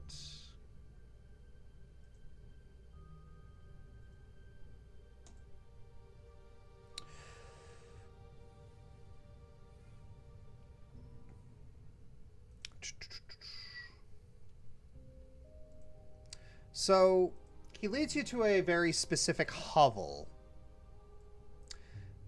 Standing quietly in front of this house, bathed in the warm light of its lanterns, are three sullen, gray-cloaked figures. Their angular features and black flowing hair half hidden under their cowls. And they look at you, and you see their hands just kind of move to their sides. But then they see Luvash with you, the older Friends of gentleman. yours? Yes. Let them pass. They need to see Casimir. They look between each other and nod. And then they let you in. Okay. And you enter into a small, cozy vestibule, several degrees warmer than the chill mists outside. And the walls of this small chamber are decorated with hanging sketches and portraits of proud and wise-looking elves with dark skin, tree-born spires carved of dark wood, and artistic depictions of constellations and celestial bodies. Two curtains of dark brown fabric obscure the entrance to another chamber beyond. And beyond those curtains lie a larger chamber, lit and heated by a fireplace at the north end. An old green rug sits facing the fire, and just beside an old wooden table, flanked by several chairs. Left side of the wall of this comfortable room bears a dozen cubby holes bearing leather-bound books and small wooden statuettes of elven figures, while the wall to the right bears a faded tapestry of a lush and beautiful forest beneath a noonday sun. And sitting on the green rug facing the fire, you see this fellow.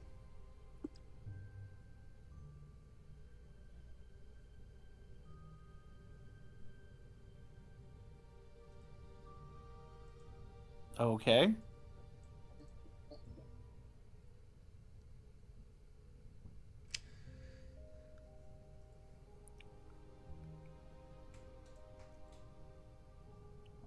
We were told about an attack. We're looking for the young lady Arabelle. No. He looks at he looks up from whatever he was doing, and he says, "Oh, apologies. I wasn't expecting company. Please come in. Make yourselves comfortable." We plan to move out pretty quickly. I don't think comfort is appropriate in this particular situation. Ah, I see. You are here for the body and the ring, I'm assuming? That is part of the investigation, as I understand it.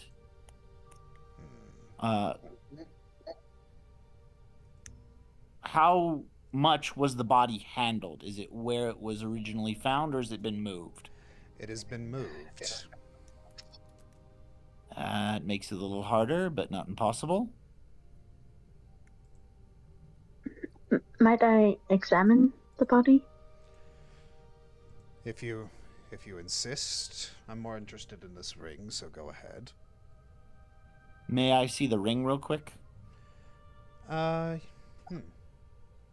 He hesitates a little bit, but then he You don't have to hand it over. I assume there's some kind of signet on it. There is, yes. I merely wish to see the signet itself.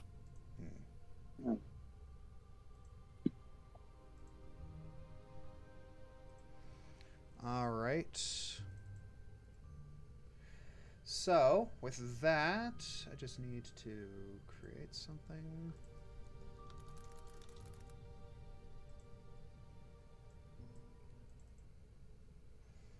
Add page, image, signet, ring.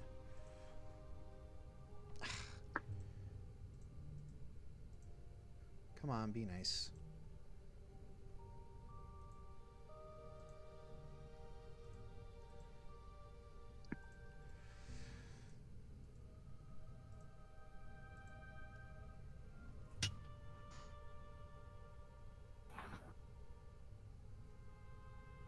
That's a.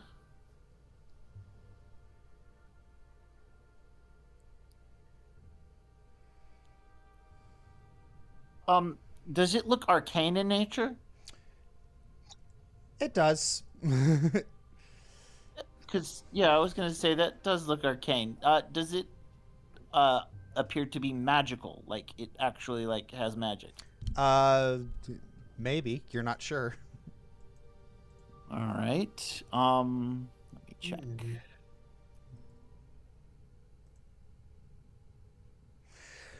Well, I've been investigating, but... So yeah, you shoot off magic, and yeah, there's no magic coming off of this. Casimir shrugs. I already tried that. Okay. May I handle it briefly, carefully? He raises an eyebrow. It's not gonna bite you. And then he hands it to you.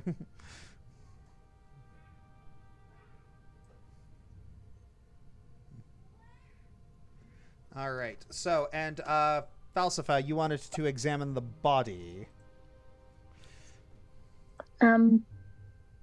If I may, I know you've probably already done so, but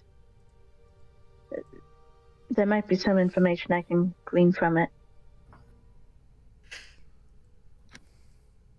All right. So, all right. So, medicine check to ascertain.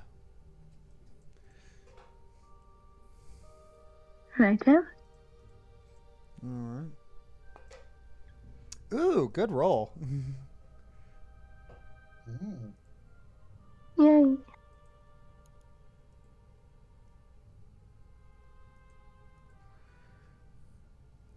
So,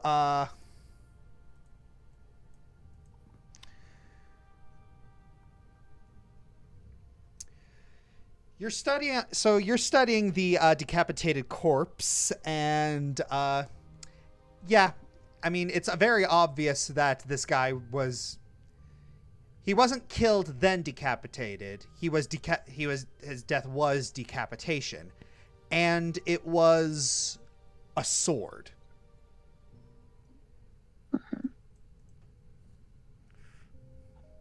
When I examined the ring, I assume we're both working at the same time. Yeah. I examine it, making it not obvious that I'm taking in the scents on the ring. Okay. Very well. I assume the individual I just took the ring from scents on there. Are there any other scents on it that I recognize that are in the area?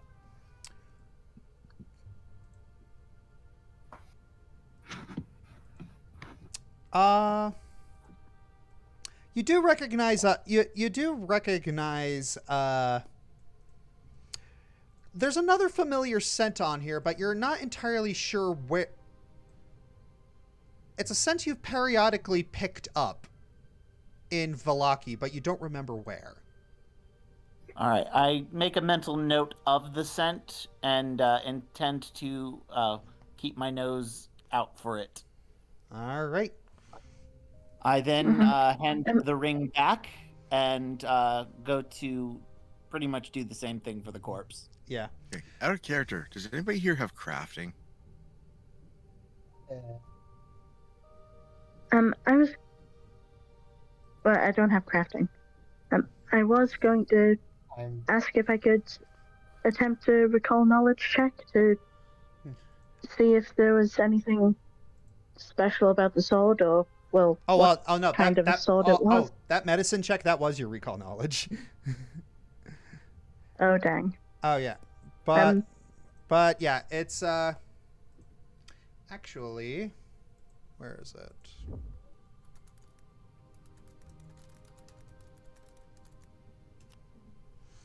Where is it?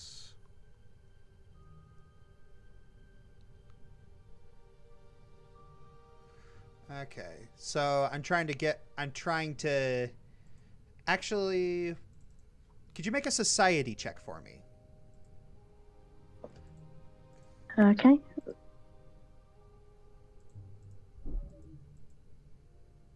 Ooh, this is gonna be rough. I'm not trained. Oof. I believe in you, falsify. No, unfortunate.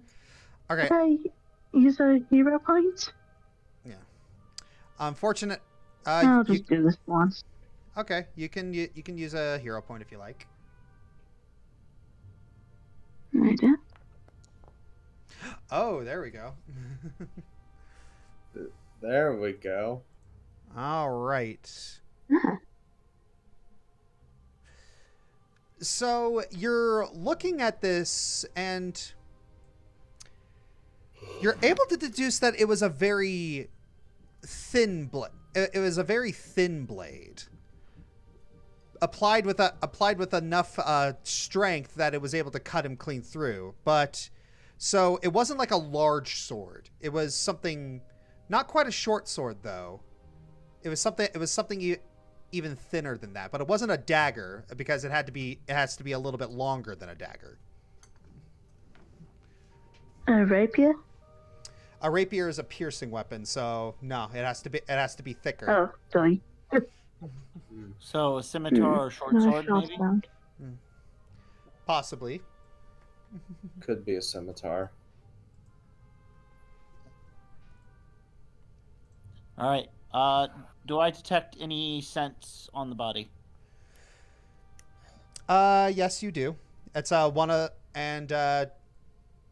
familiar scent matches the scents on the ring. The scents you recognize match the scents on the ring. All right. I start following the trail of that scent back to the site of the ambush. Mm-hmm. All right.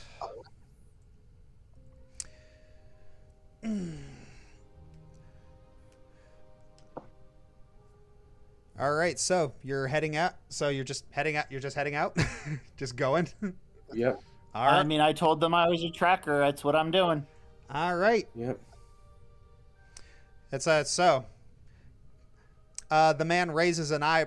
So yeah, this man, he raises an eyebrow, but then he's just like, "Well, I hope your endeavors work out for you." You see him sit. Appreciate it. Yeah, you see him sit down, and yeah, you notice that as he sit down, you notice that his right hand and forearm are a pale bluish white, and much of the skin puffy and blistered. Are you well, my good sir? I'm fine. I don't mean to be rude, but are you suffering from some kind of curse or illness? He looks up at you. No, just frostbite. Frostbite? Here? I'd been hiking across Mount Gacchus, but fell when the frozen bluff I'd been walking on crumbled beneath my weight. Why were you all the way up there? I was searching for something of personal significance.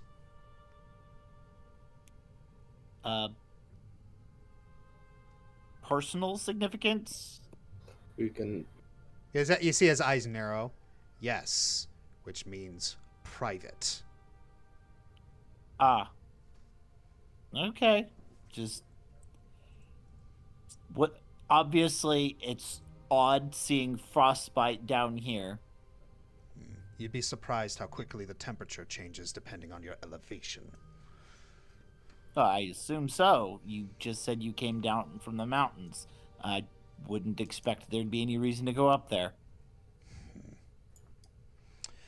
Maybe one of us should take a look at it. I've got a couple healing spells. Let's go. I want to save some of them for the girl. We can always take a night rest and Yes. get some new heals after. Yes. I can treat this, but if you're willing to heal it when you get back, I won't say no. If I have healing spells left over after we've found the girl, then I'll definitely spend one on your arm. Let's move out after the girl. One last thing about the ring. I'm not sure if this will help, but two of the symbols on the ring, the one on the left was evocation and the one on the right was necromancy. Just thought Lovely. Just thought you should. Okay. Evocation and necromancy. All right. Now, let us. Okay, I'm gonna start following the trail. All right, start following the trail. Mm-hmm. Okay. Mm-hmm. Okay, so pulling this out.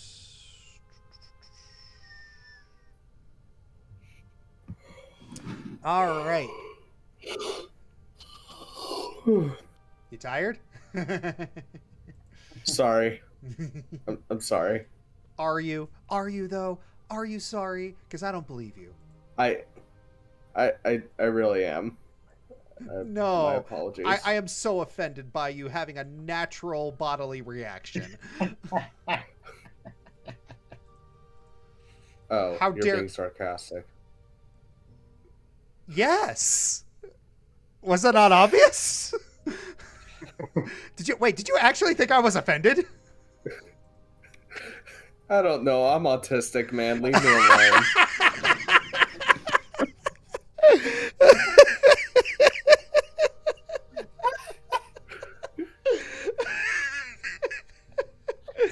I'm sorry, So, dude. That do be the case sometimes. where does the trail lead? All right. Apparently to Josh's amusement. All right. So you head through, and Does Korth have scent tracking as well, or no? if He does not. he does not. Although I probably should see if I can pick that up at some point. So, Somehow, maybe leave it to the actual dog. Aha. Yeah. all right. So Woof.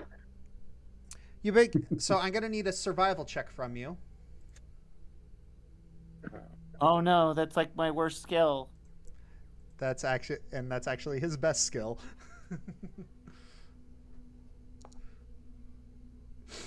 Yep, that's what I thought.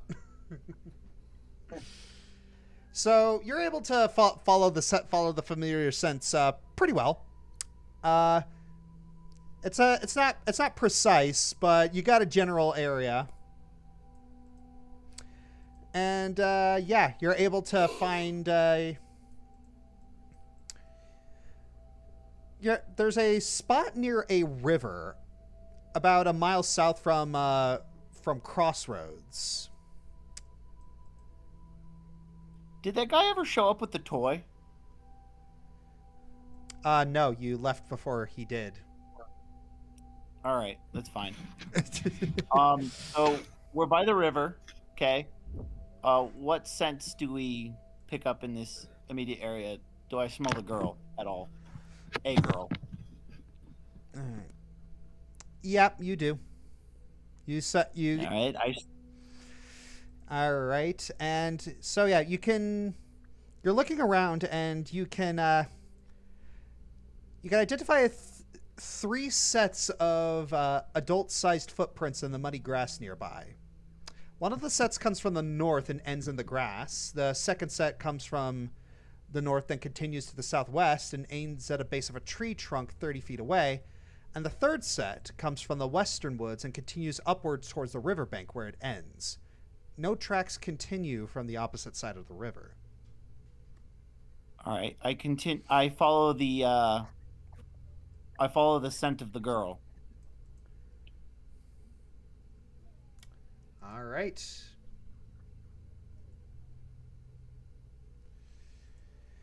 You follow the scent of the girl, and it ends at the river. All right, I cross over the river. Okay, well, first, DM, how big is the river and how fast is the water flowing?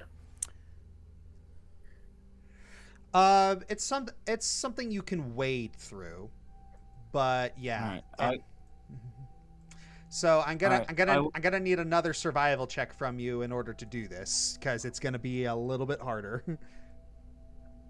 Okay. DC is gonna be much harder, but we'll see. Okay.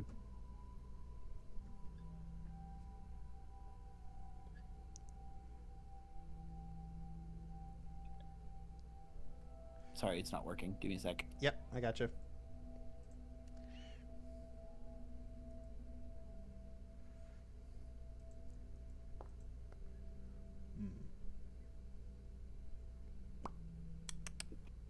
Okay. You roll a 9, get a 24. Yeah, roll a 9, get a 24. Yeah, that's kind of where we're at right now. Simple DC. I also have an augury spell in, All right. the wing that I'm waiting to cast. Unfortunately, that's not good enough. Okay. I'm going to cast an augury spell. Okay. The question I ask is, should I follow the river? Okay. All right, cast it.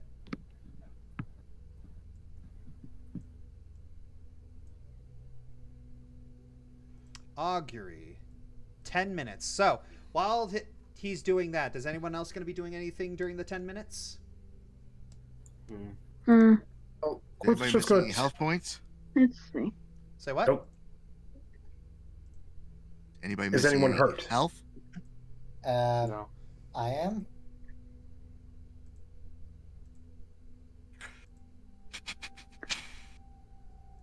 Where is... Okay, I'm going to be doing this just to see if there's anyone still around.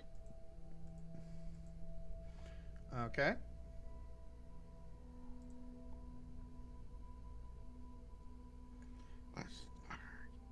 All right.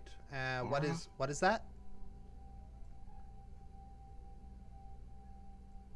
That is, it's meant to be root reading. It's one of my cantrips.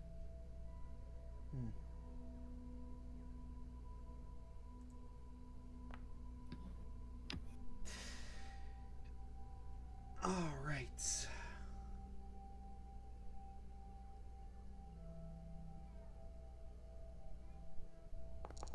Oh, there we And go. that is for Aliora.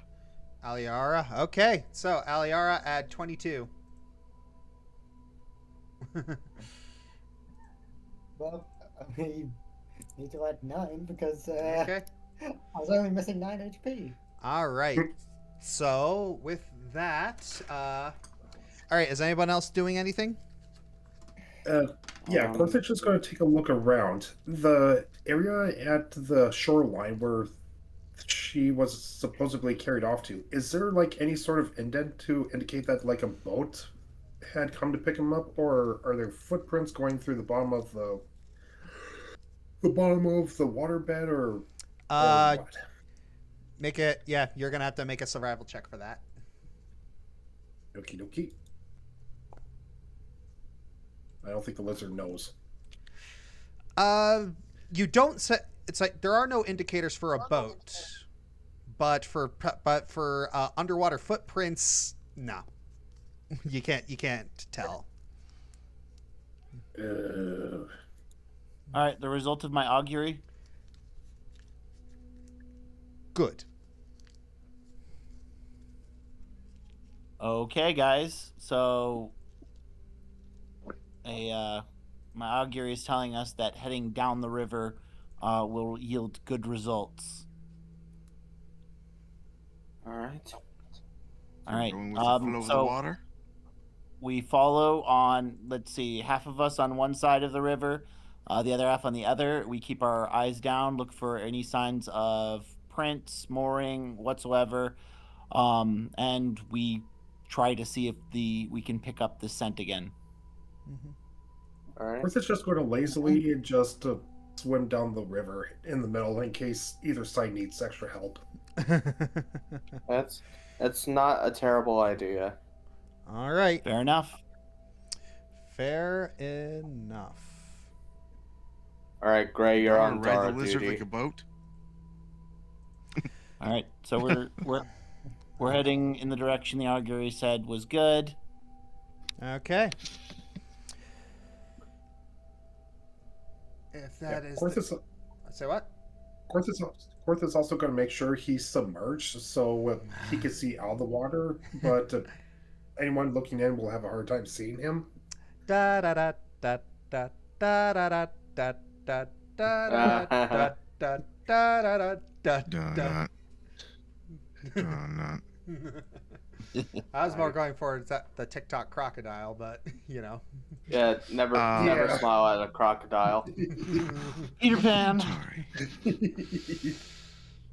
All right. So 1 second, I'm grabbing the map. do we do a survival check or a perception check to keep searching down the river? 1 second, I need to actually.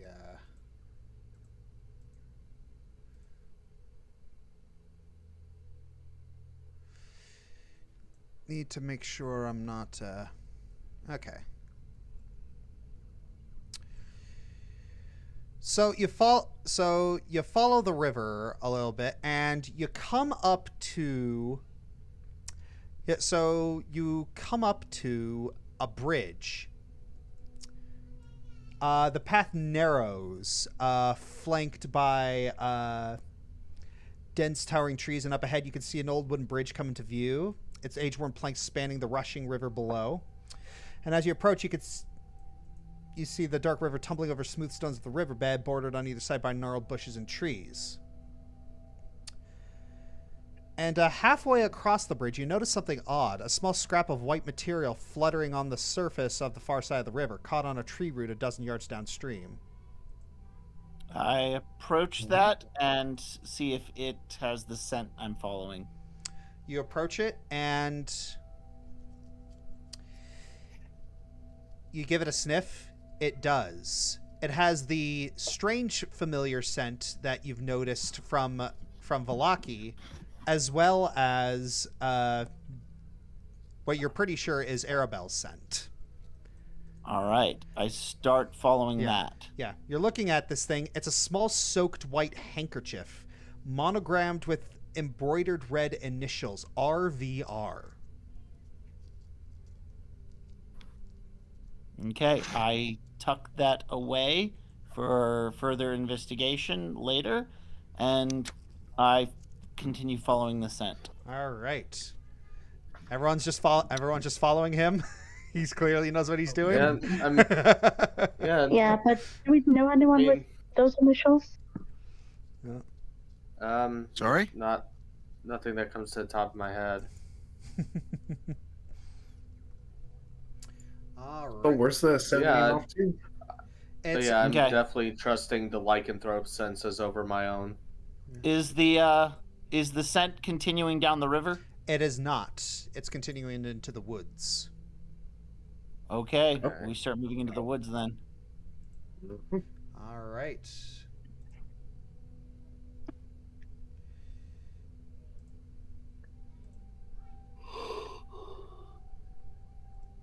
It's really foggy, correct?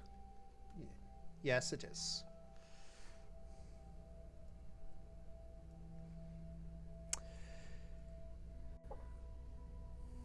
So, yeah. Okay. So the road comes to an X intersection, which branches to the northwest, northeast, southwest, and southeast. And you see scattered across the intersection are 4 small dead saplings. Their branches and trunks blackened and gnarled. And some lean at slight angles, while others stand stubbornly upright. Their twig-like structures idle and quiet in the windless air. And the lower half of a snapped wooden signpost thrusts upward at an angle near the eastern elbow of the intersection. And at the top half of the sign, featuring arms pointing in 4 directions, lies in the weeds nearby. Okay, mindful of where the scent is, I step off to just look at the sign real quick before resuming and just following the scent. All right. If that's the case, there's also... Oh yeah, also, there is also a pair of scarecrows that have been mounted along 2 separate trees, bodies hewn of rough straw and weather cloth clinging to twisted, low-hanging branches. And you can see a lot of black raven's feathers poking from their stuffed guts. Korth, you want to take a look at that? Yeah, Korth goes over and, for lack of a better word, disembowels the scarecrows. Okay. Preferably using a claw to rip it open.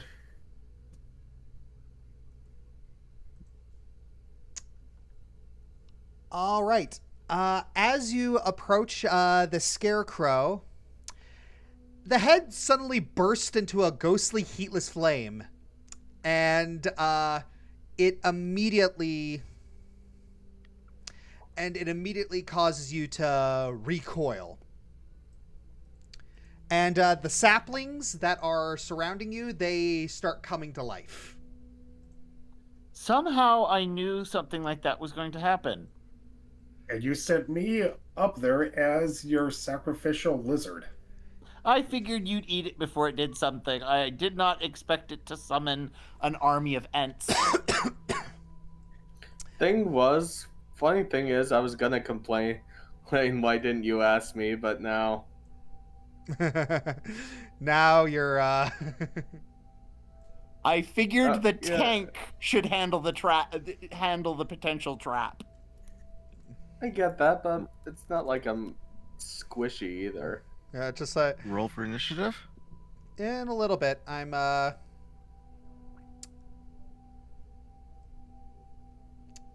getting, making sure I'm not screwing you over here. Alright, while you're doing that, I'll be back. Yep. I didn't expect you guys to go this route, and therefore this is now happening. And I just need to make sure that I'm not screwing you over.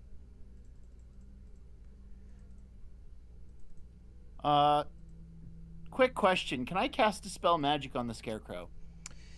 You can try once combat starts. Okay. I'm guessing there's not enough time for me to, like, hide so I could... Nope. So I could have a condition for surprise... No, I figured. Alright. Do-do-do. Do-do-do. Do-do-do. And do-do-do. Okay. So. Here are... Alright. Gonna need initiatives from people. Oh yeah, I also need to...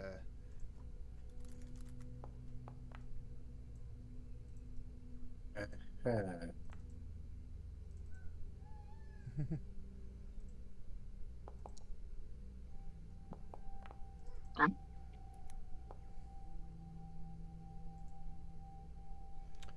right.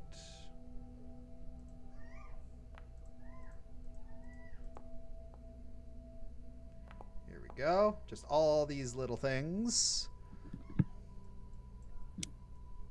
Okay, so I'm guessing that my range can't activate yet because there's no token. Yeah, it can't activate yet because there's no token. All right. Okay. Just need things from Aliara and Dara.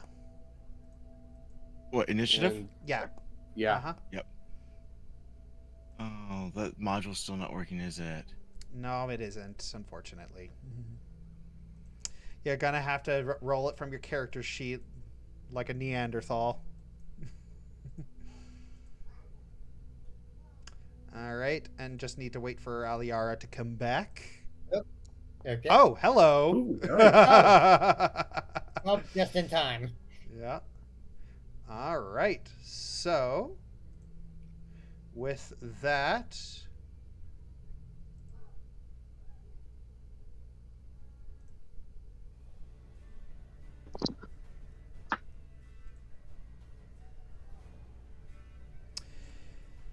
the fight begins. Oh, some people haven't rolled their initiative. For some, you need to. What was your? For some reason that didn't go for you. That's weird. Okay. Okay. Now let's go. Well, before we. Okay.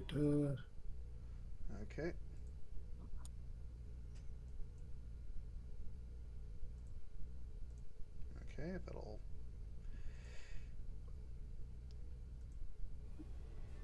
Okay, so the first creature here.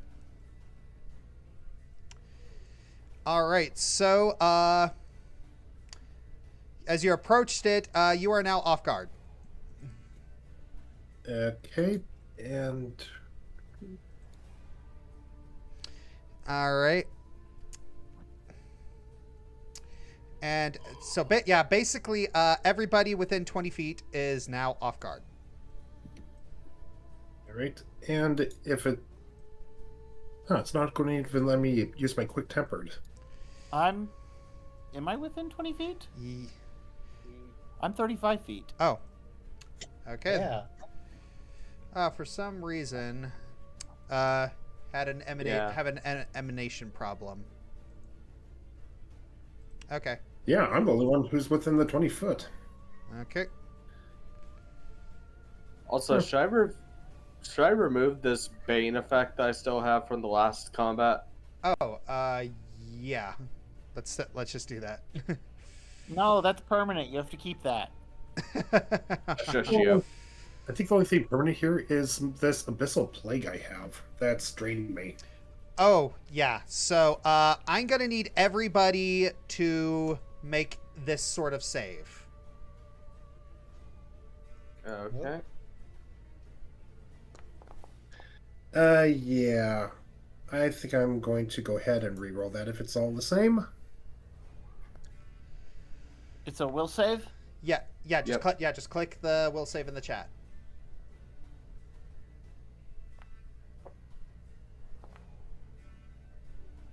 Wow, a lot of crits. Oh. Okay. That's wonderful. Dara is the only failure, and I'm also going to have you guys roll it again. Okay. Okay. Wow, critical success. What's with all the critical success? Critical success. Critical success.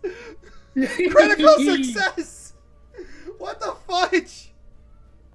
We're burning the lock. The scarecrows are not as scary as they thought they were. What the fudge? Okay. Oh yeah, Arena needs to roll it twice.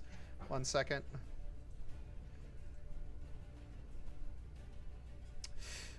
Ooh. And you were worried. Okay. So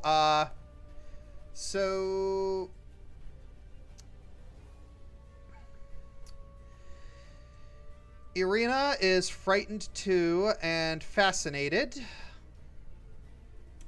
as is Falsifa. And as is Dara.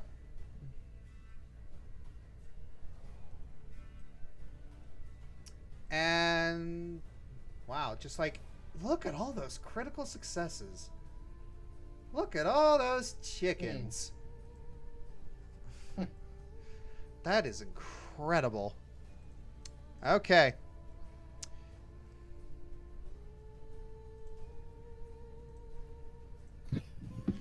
All right. And it appears to be waiting. And it is ending its turn. Aliara, it is your turn. What do you do?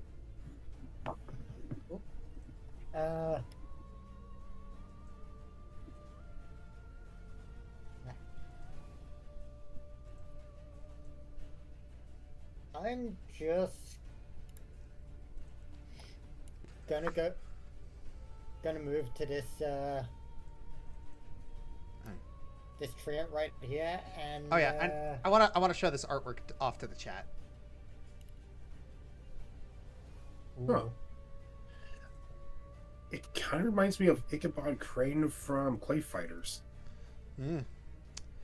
And these are the other things that have popped up.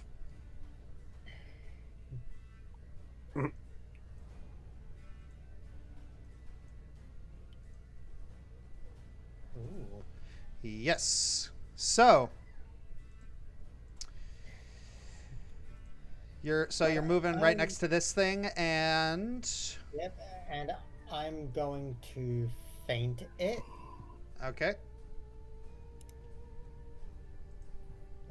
All right. So Yep, there we go. So deception. success. It is off guard. And now for my attack. Well, this one's labeled as an attack. Dirty trick. Dirty trick. Okay. Thievery. That's another success. It is now clumsy 1.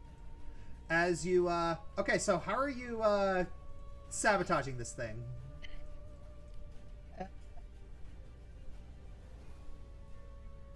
You confound their mobility through an underhanded tactic.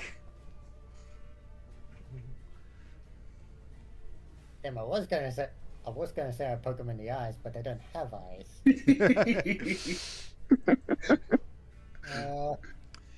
Well, let's look at the artwork again. How do you confound this thing?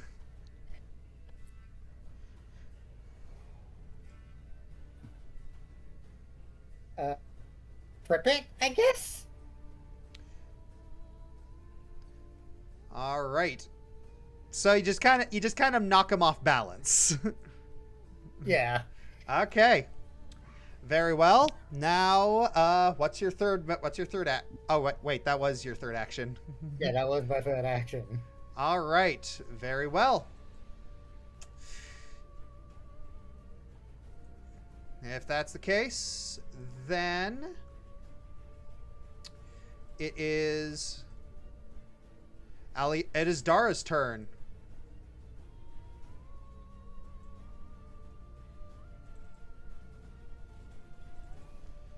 Floating flame. Right there.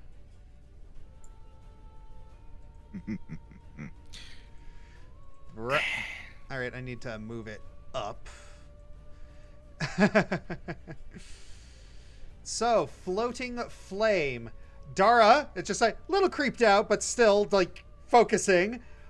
Creates a fire that burns without fuel. The flame deals 3d6 fire damage to each creature in the square, which is and appears with a basic reflex save. And it's heightened, so Ah. 23 with reflex. All right. Well, I was targeting it. it's a save, so. Okay. Oh, what? That's wrong wrong one. Yeah. All right. There you go. All right. Well, it still failed, so it's going to take this damage. 28. Oh! Weakness against fire. Duly noted. All right. And, yeah. Go for it.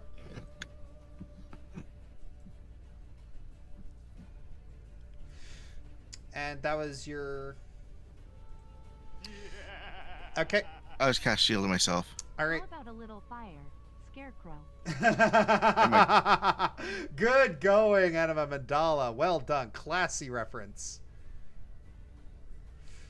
It's so with that, the Scarecrow is activating its thing, and it is now moving.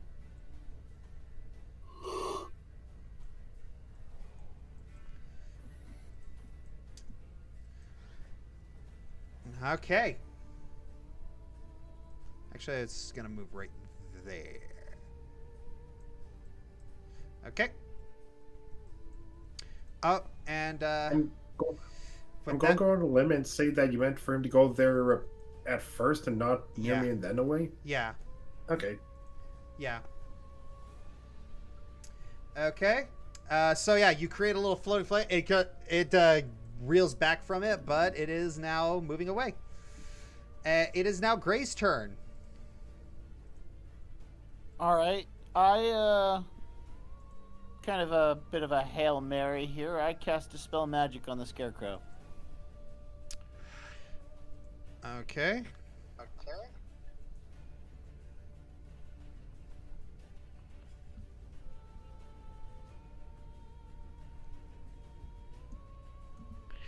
Dispel Magic. Where is Dispel Magic? Okay. You unravel behind the magic behind a spell or effect. All right. It looks like some kind of construct. So my thinking is maybe this will disable it.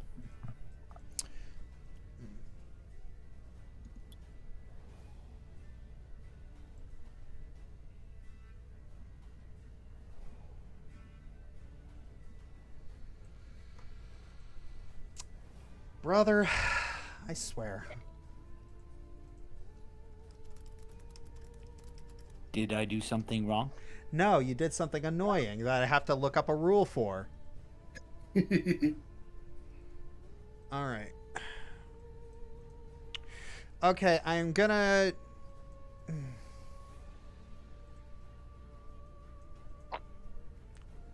Add the relevant skill modifier or other appropriate modifier to... Oh my gosh. Okay, so you're attempting to counteract check. So roll your spell attack roll, which is it's right beneath your divine prepared spells next to your spell DC. It's the little, it's the plus 12 next to your spell book.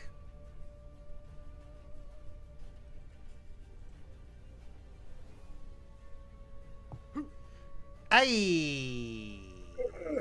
Can I use a hero point on that? Yes, you may.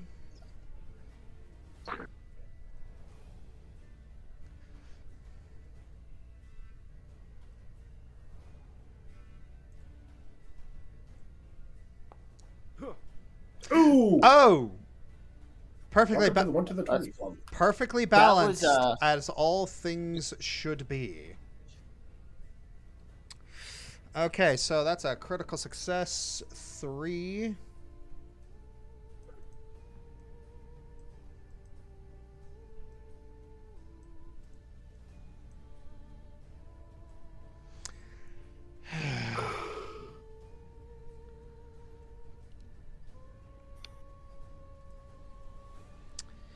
You killed it.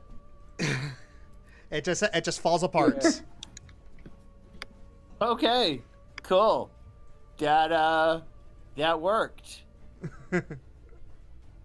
So yeah, it's that you. So yeah, you shoot out a little bit of magic, just like bit of a Hail Mary, but she was listening, and the scarecrow falls apart. Okay, I can only do that once, guys. I'm sorry. You're fine. Oh, I can only do that once. I didn't just like. Okay. All right. Just- so what do you want to do with your third action? I guess I will cast a cantrip. I'll cast guidance on. Yeah.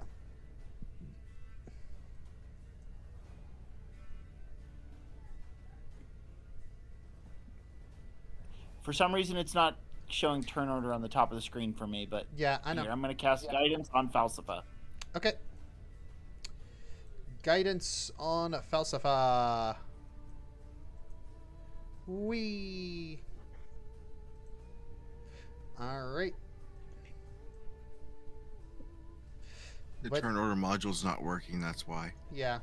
I think it might have been because Foundry might have gone through an update. Yeah, it did. All right. Current conditions. Falsifa, it is your go. Okay, so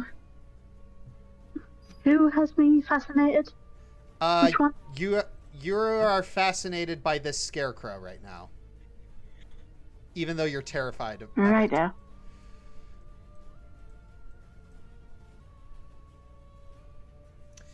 Irina, however, loses her frightened and fascinated.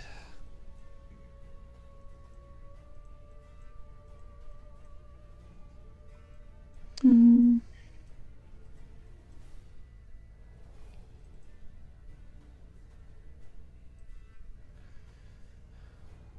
Okay.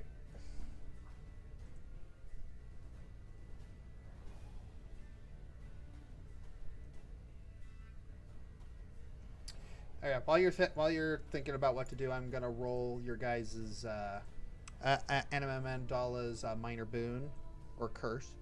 Mm. Okay, that's a boon. Yay.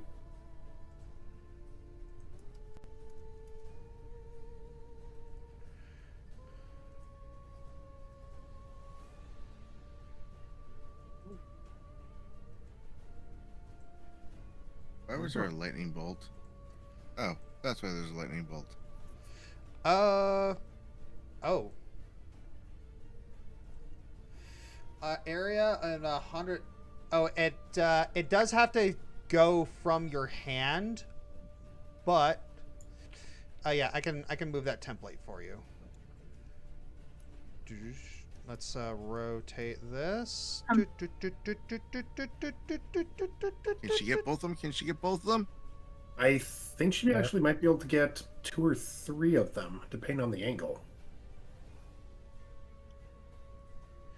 Yeah. Just misses. Yeah, just misses.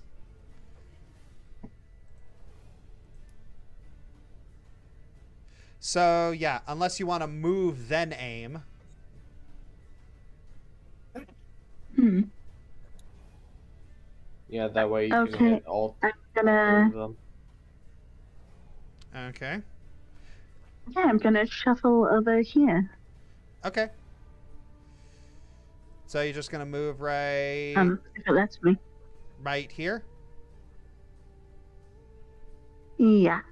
Okay, let's see how that works. Let's see how this works. Oh, there we Nailed go. it. Nailed it. Good guess. Good guess, Falsifa. All right. The stars have aligned. Yes, they have. You got lightning bolt spelled now, and now these guys need to do this. Roll, roll, roll.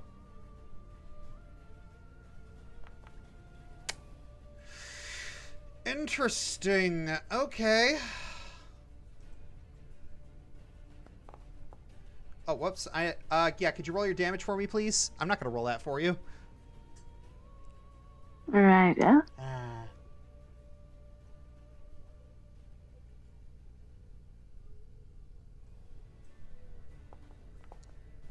That's a lot of Oh, dice. that is a lot of dice. Ooh. Okay, so this guy takes double damage. Oh. Ooh. So this guy takes regular damage. And this guy takes half damage. So yeah, the lightning bolt. So yeah, you just got. So you just run around and just kind of charge up a little lightning blast and then just fire it out like a kamehameha. The first guy sees it coming and is able to dodge a little bit out of the way. Second guy doesn't see it coming and gets hit by it. And the scarecrow in the back just takes it full blast. Good job. Yeah. Nice. All right. Nice. Oh, very nice. Very nice. Okay. And it is now this thing's turn, and it ain't happy with you. Oh, by the way, you are no longer frightened or fascinated. And you also have no more guidance. All right. With that out of the way, it is now this thing's turn. Okay. Okay. Okay.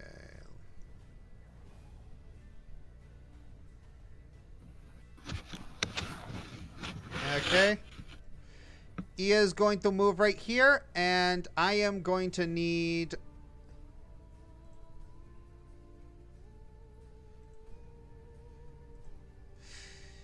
Yeah. All y'all are going to need to make a reflex saving throw.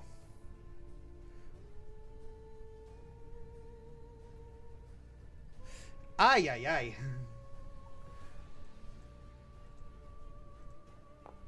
I'm gonna re-roll that.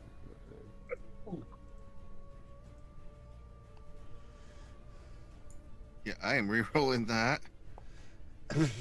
What is with all the crits and 20s? What the fudge? What is going on? What is going on? I don't know. You guys are so effing lucky what is going on? It's like a certain changeling when they fought these things.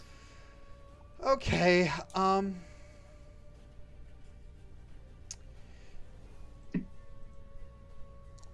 Okay, so... I don't know, this just feels like balancing the scales after the crappy rolls I had a few sessions back. Alright. Right. Alright, no, you don't take that. And, where is it? Irina takes the full brunt of this.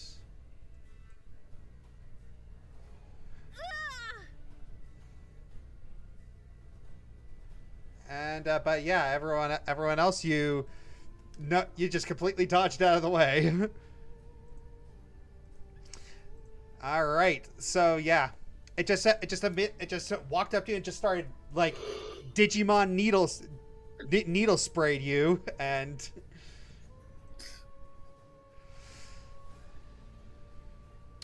this one's also going to do that.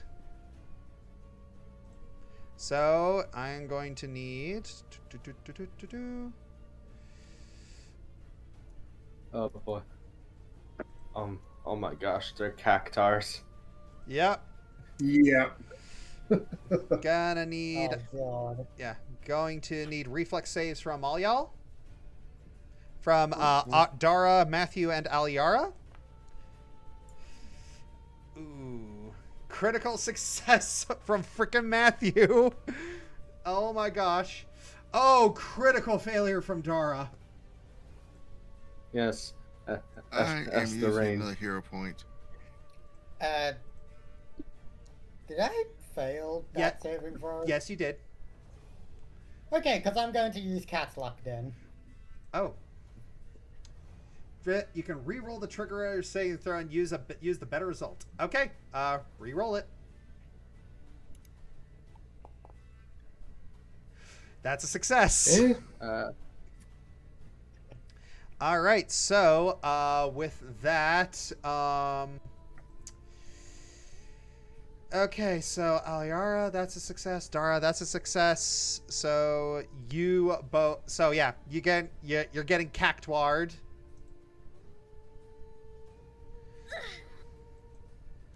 All right,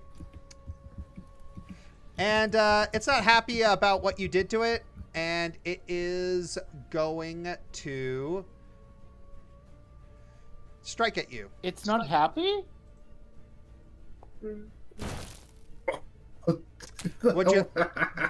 Would you like to use nimble dodge? Yes. All right, use nimble dodge. Can he?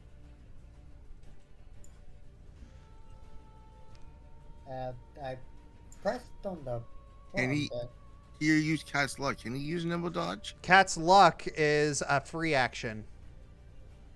Ooh. So it's not a reflex. No, it's not a Okay. reaction. So plus two nice.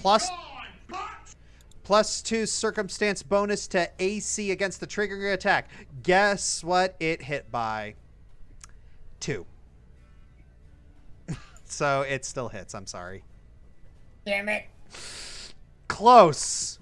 Very close.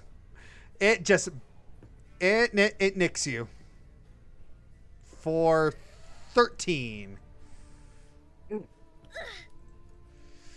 Ouch.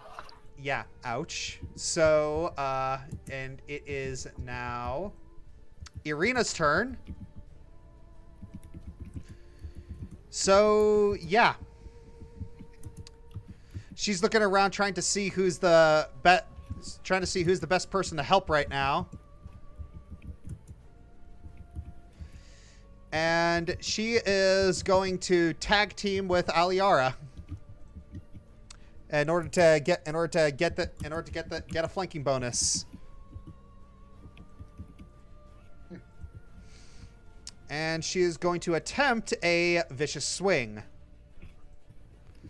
Let's see how this goes. Oh! Oh! Oh! I think that was vicious.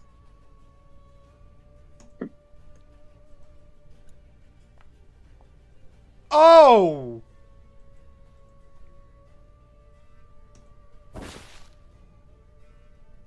Oof. Oh man, she just almost cleaved this thing in half with her Kindling. with her battle axe. She just whirled this like, yeah, just like, oh jeez, yeah, she yeah. Must have been a lumberjack in a past life. All right, well that's Irina's turn. Matthew, it's your turn. All right. I'm just going to move over here. Maybe.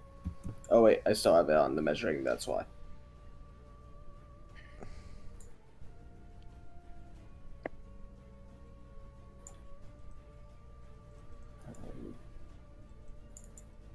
This. I know this might be a waste of a turn, but right now I'm just gonna switch weapons. Okay. All right. Switching weapons. That's basically all I can do. Okay, that's fine. I moved and switched weapons. Yeah, unfortunate. I'm sorry. Nah, that's fine. It's the risk I run playing a martial class. Yeah. All right, so this guy, very angry. He is going to move next to Korth. Before you do any sort of attacks, can you activate my rage since it wouldn't allow me to before? Sure. Thanks. This will also affect my armor class, so Yeah. it could make a difference. All right. So with that, he is going to start slashing.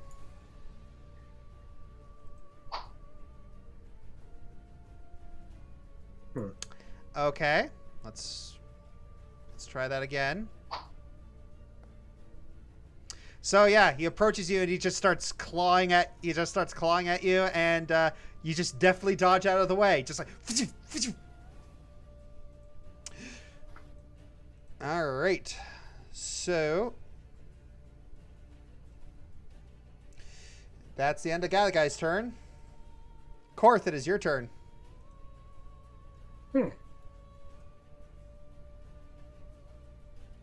Whoops.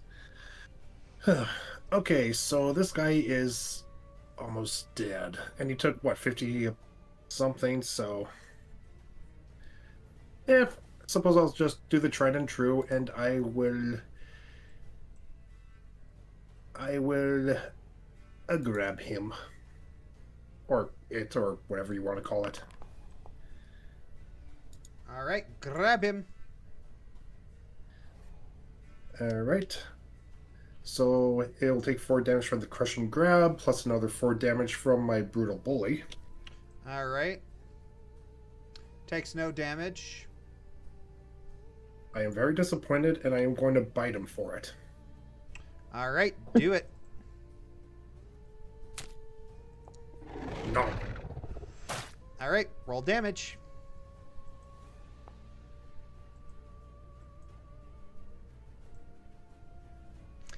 Alright, you bite his chest and you just rip him off, like just spraying raven feathers everywhere. Can I throw his corpse over to this little guy and try to crush it beneath its weight?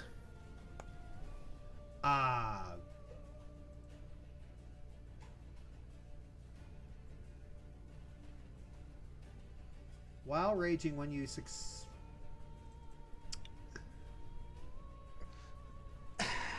Gosh dang it.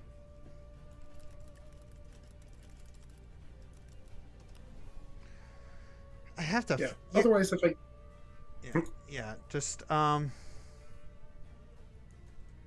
Yeah. Okay. If I can't, I'll just move somewhere else. You can. Just, roll it with the same you would your improvised rock. Okay, this is so stupid. Improvised rock. Oh, there we go. I fixed it.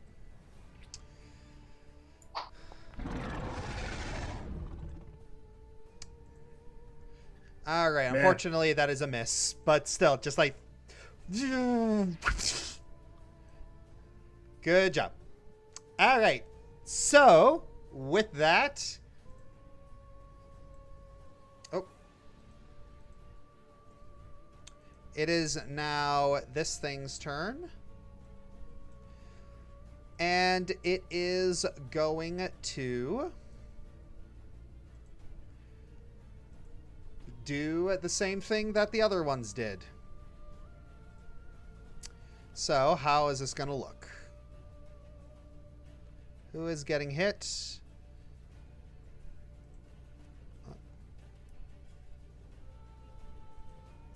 So that would be Dara and Aliara. I am going to need reflex saves from both of you.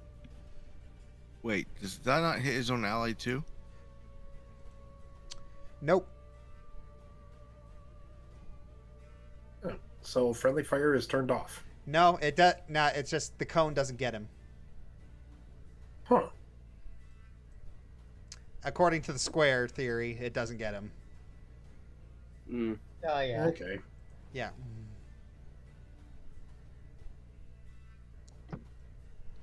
All right.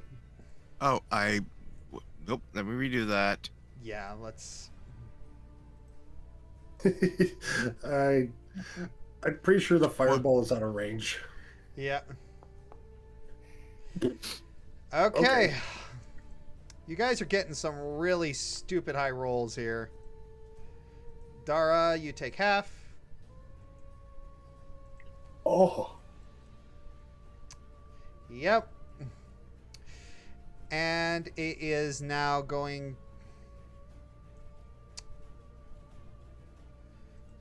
And he is now going to throw a splinter at you, which missed. Yeah, I had enough of you turning me into a pincushion. All right. And just turn Dara into a voodoo doll. All Can right. I actually get that as a feat? That would be interesting. All right.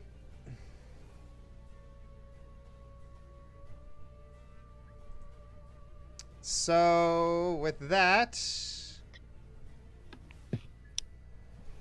it's going to...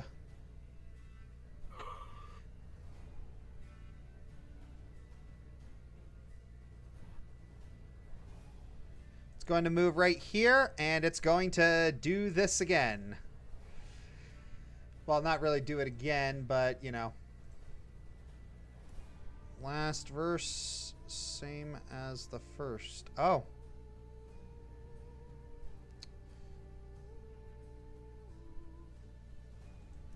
Okay. It's got to move right here then. Okay.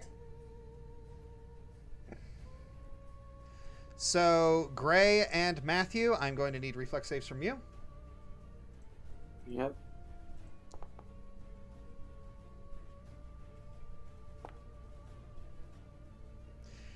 Critical success. Need a reflex save from need a reflex save from Gray. This sec, it's not working. Okay.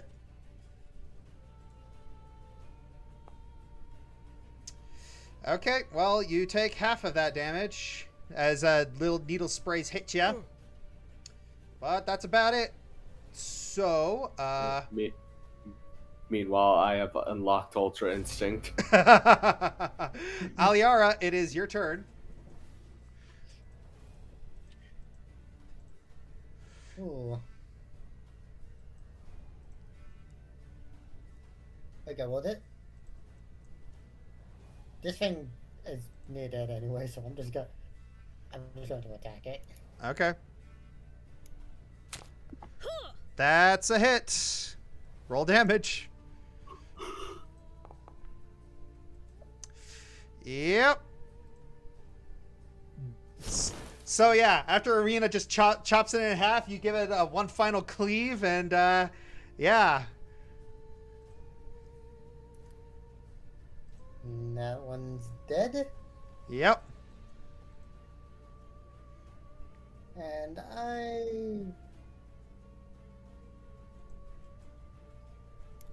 I'll just move over here and then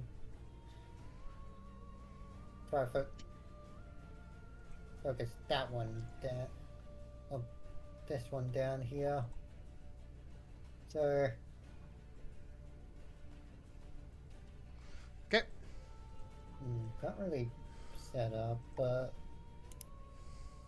I'll just go for another attack. All right, go for another attack. That's a hit. All right. Takes 7 damage. There we go. Dara, it is your turn. I am sustaining the flame, and in doing so, 10. I want to resustain it. 20. All right. I have to go to here. So I could do this. So you can, yeah, so you can put it in there. DC 20 basic reflex. I did have it targeted. Yeah, you did. Well, you don't need to. Yeah, it's fine. Okay, so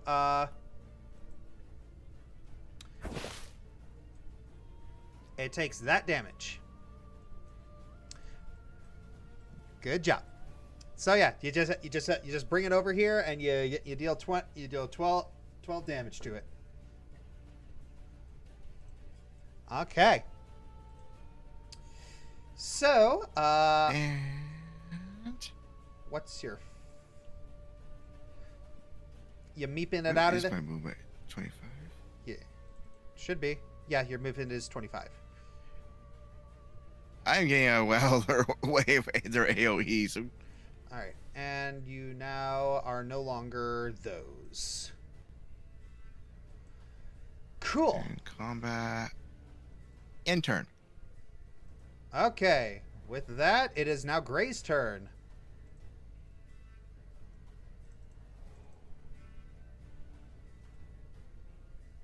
Okay. Let's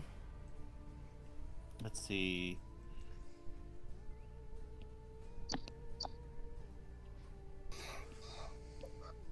Alright. I guess I'll. Oh right. I'll use my whip. As I understand, I can do more damage with it now. Yeah. Okay. All right. So target a foe and whip away. Whip it good.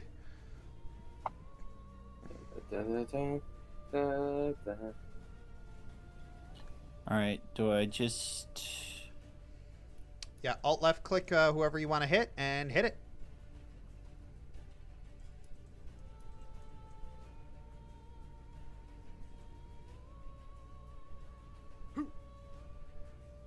Please target before you attack.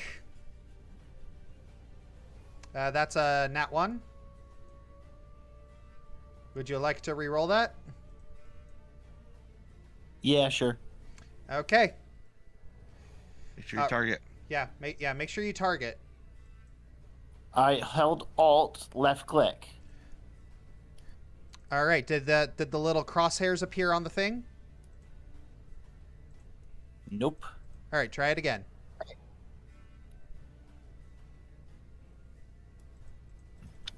Mouse over it and hit T. Never mind. All right, that's working. Okay. Yeah. Wait, it went away. Did you double click it on accident?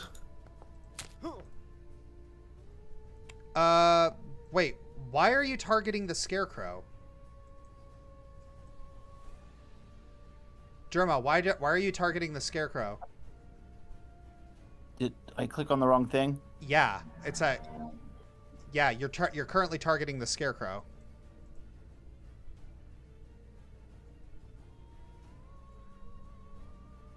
There we go. Yeah, try again. Do I re-roll? Yeah, re-roll. Okay.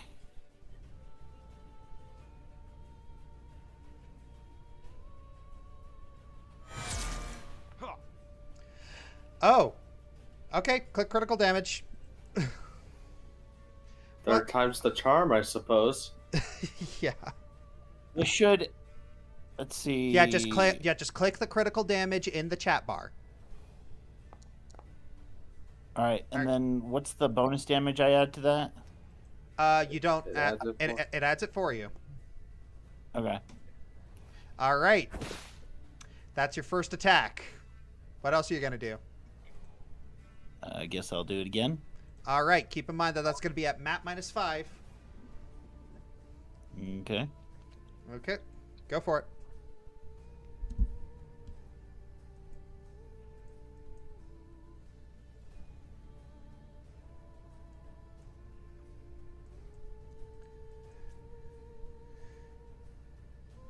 You okay, Jermo? There. Okay. All right, that's a miss. You gonna attack again, or are you gonna do something else? Because your third attack's gonna be at map -10. All right, I'm just gonna cast guidance on Falsify, I guess. You can't cast guidance on Falsify I again. think I've got immunity. Yeah, you are. Yeah, it's got guidance immunity.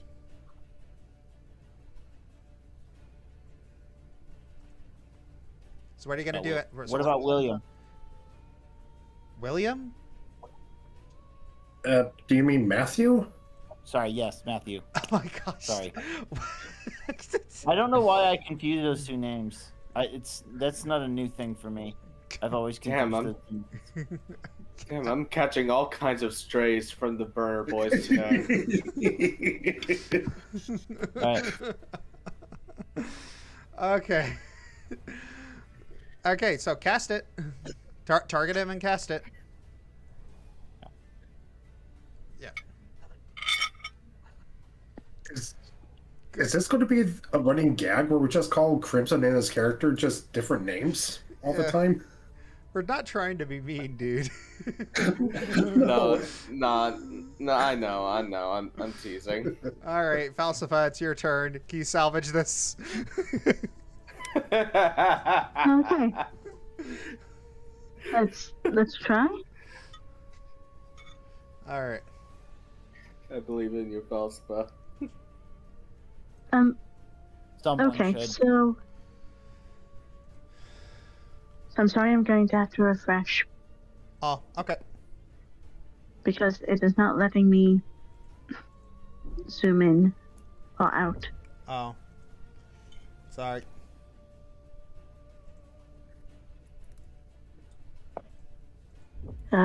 Sorry about this. It's all right.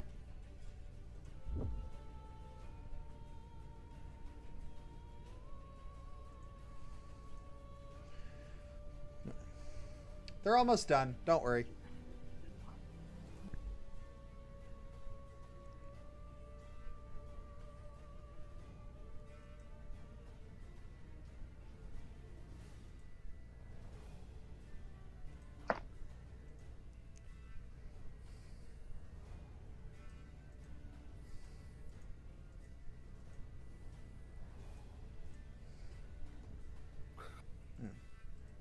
Okay. First, I'm gonna move. Alright.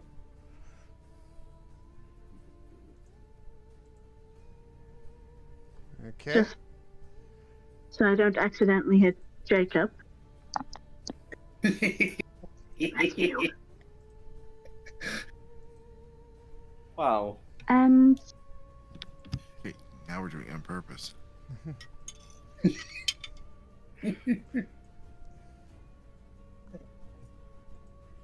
I'm gonna. What are you trying to do? Blazing bolts. Okay. I was hoping to do this twice. Okay. Yeah, just target the two guys and attack them. At a different target to amass it.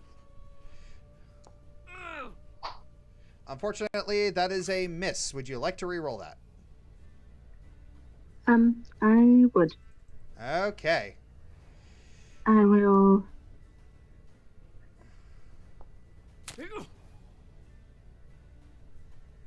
Boosh. Okay, roll damage.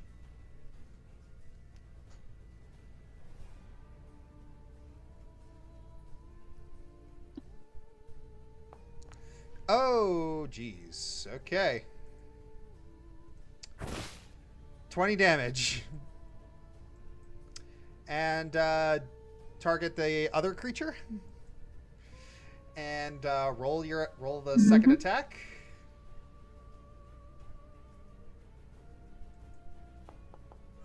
Oh! Roll damage.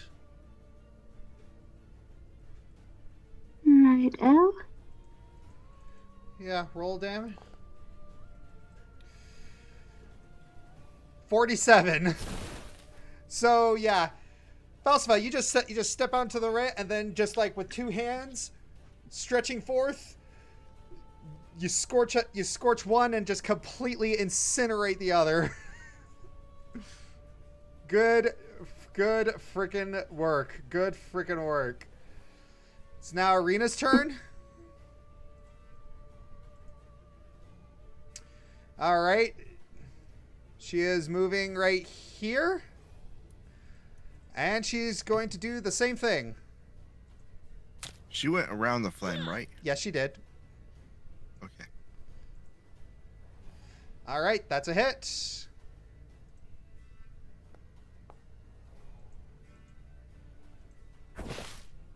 All right, near death. She's doing her best. She's doing her best to help. Okay. Next we got in the turn order, Matthew. Yep. All right. I thought it was Jason. Can you not? My rage is infinite.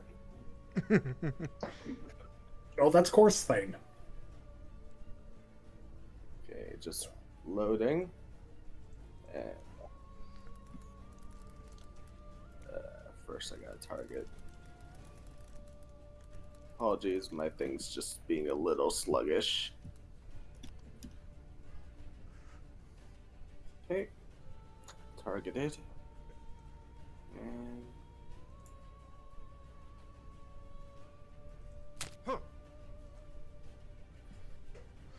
All right. Okay. Fire the bolt. That's a good hit. Roll that damage.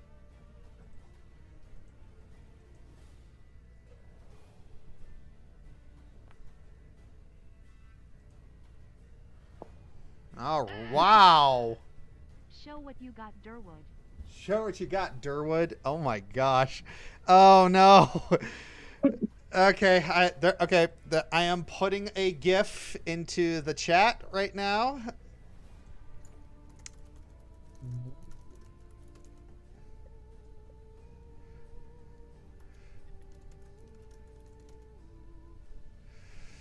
Where is it?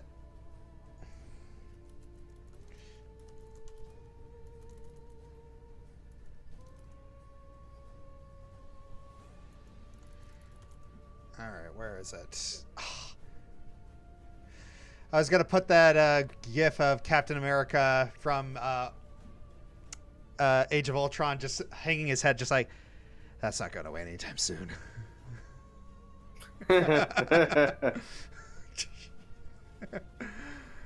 All right, well, so you targeted that one, okay? oh, that. Yep. It's dead. All right then. Yeah. Hooray, Dorothy! The Wicked Witch is dead. Here you go, Josh. Thank you.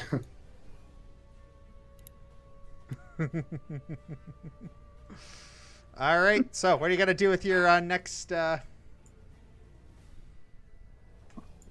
wait, those that's are all I can. Well, yeah. I mean, you killed something with your action, so. Yeah. Remember, my heavy crossbow takes 2 actions to load. Yeah, because it's a D10 weapon, and now everything is at 2D10.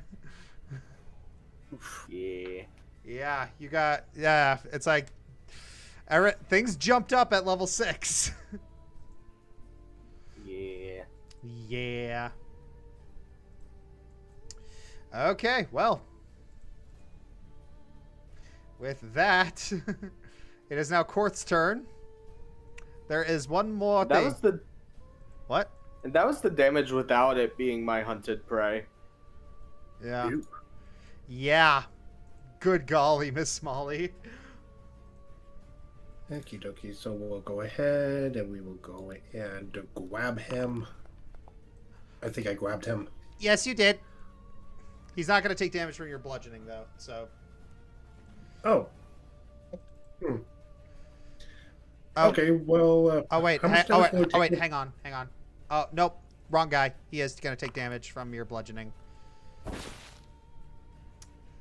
Alright, so he takes 8 total damage then. All right. 8 total damage. Yeah. Not sure if it automatically applies the. How do you want to as do well this? as- Korth is just going to pick him up and just Bear hug. push him in. He casts him into the fire. Cast him into the fire! Destroy it! I was hoping you would do that because I was about to say, like, you're just gonna pick him up and just shove his face into the ball of fire right there. Yeah, pretty much. Good golly, Miss Molly. And it's burn, burn, burn. Ring of fire. A ring of fire. A ring of fire. Yeah, he just got Wicker Man'd.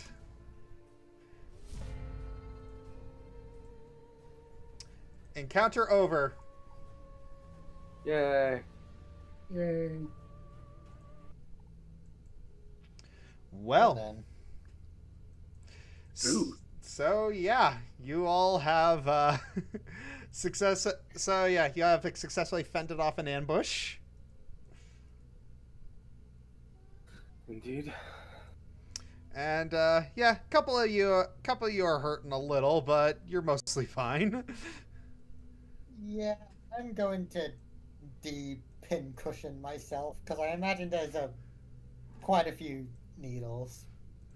All right, can I get everyone to move close so I can cast a group heal on everyone? Honestly, first I aid think might I'm be able to okay, do it. but I'll come in for a group hug anyway. Just might as well top everyone off. Well, Okay, group heal. Group heal. Yeah, everyone, group heal. 30-foot emanation. Yep. All right, roll the healing.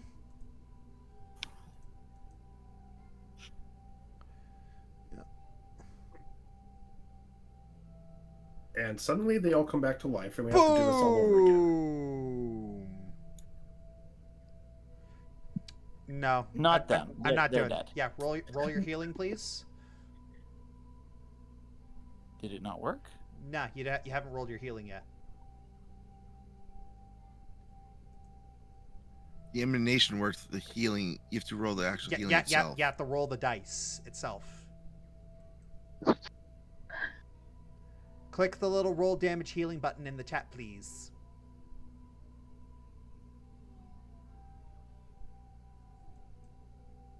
Oh. There we go. Thank you. Doot, doot, doot, doot, doot, doot. All right. I guess we just quickly inspect the scarecrows and just see what was, if there's anything about them that was like powering them that was obvious. Make sure they don't come back, and then we resume our hunt for the girl. All right. Yeah, of course it's going to start pulling this one apart, seeing what makes it work. All right. Okay, so in order to figure out what makes these things work, you're going to have to roll an Arcana or crafting check. He tosses the scarecrow over to the others. Having no idea what to do here.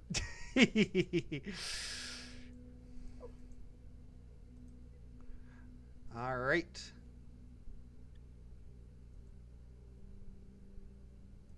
Was busy patching himself up. Yeah. You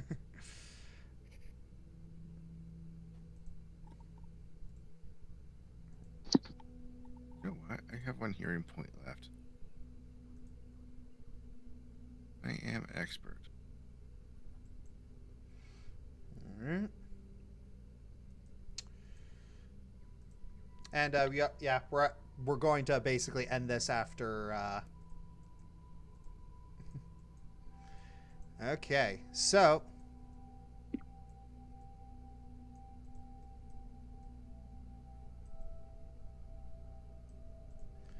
what are we doing? So who's gonna roll the Arcana or what? I will. Okay, Arcana or crafting? Oh my freaking gosh. What is with all the 20s and crits? Can I save this luck for what I actually needed? Yeah. Yeah, perfect time for my foundry to reload. To refresh on me. Oh my gosh. This is ridiculous. Do it again, I wasn't looking.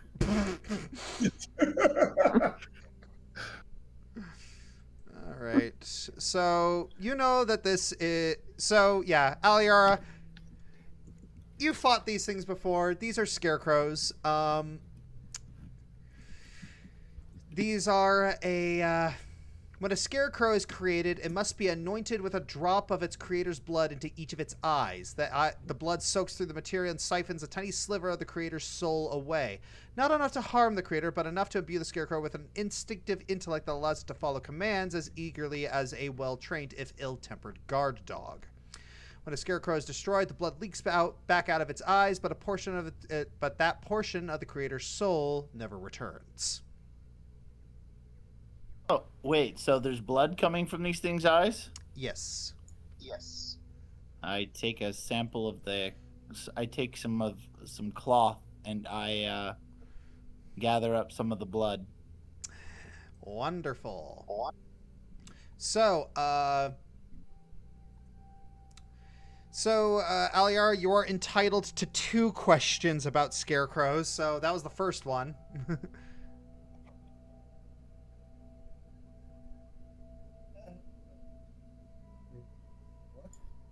What else do I ask? What else do you want to ask? I don't know. I would probably ask weaknesses, because this is so I would probably ask for weaknesses. This was created clearly, so we might run into them again. All right. All right, yeah. Okay, Go with weaknesses. that. Weaknesses. It has a slight weakness to fire, and that is it. Because it's a Noted. scarecrow, because it's a construct. Okay.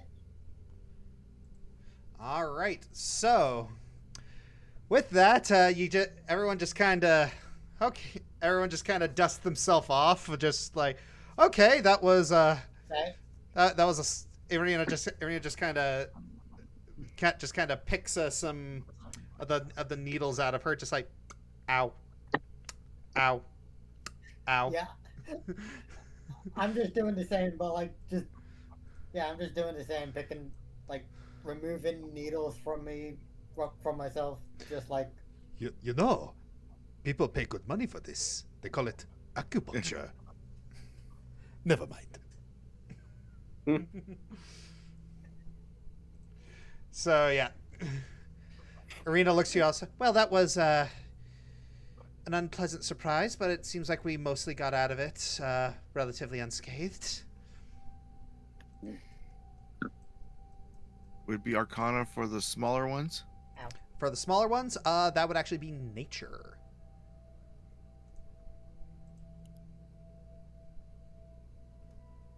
Meanwhile, Matthew over here dodging like an agent from the Matrix.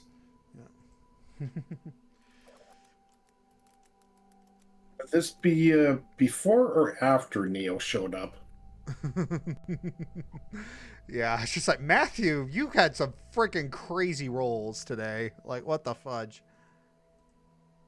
And I'm be under the impression that there's no discernible loot on them, but should I look anyway?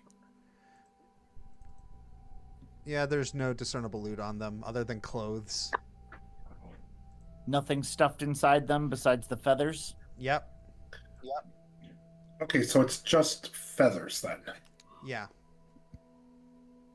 Okay, good. No, I was like worried the that whole when- bird? It's not like the whole bird is in there, it's just the feathers? Just the feathers. Okay, good. I thought the scarecrow ate the birds to get the feathers. No. So, yeah. So who's gonna roll for to identify these? What's my nature looking like? Wait, to identify what, the birds? No, the small twigs. The small twigs. I can roll nature. I'm trained in nature. Okay. Go for it. Okay. Hey, okay. So, Korth, you may ask one question, and Matthew, you may ask one question.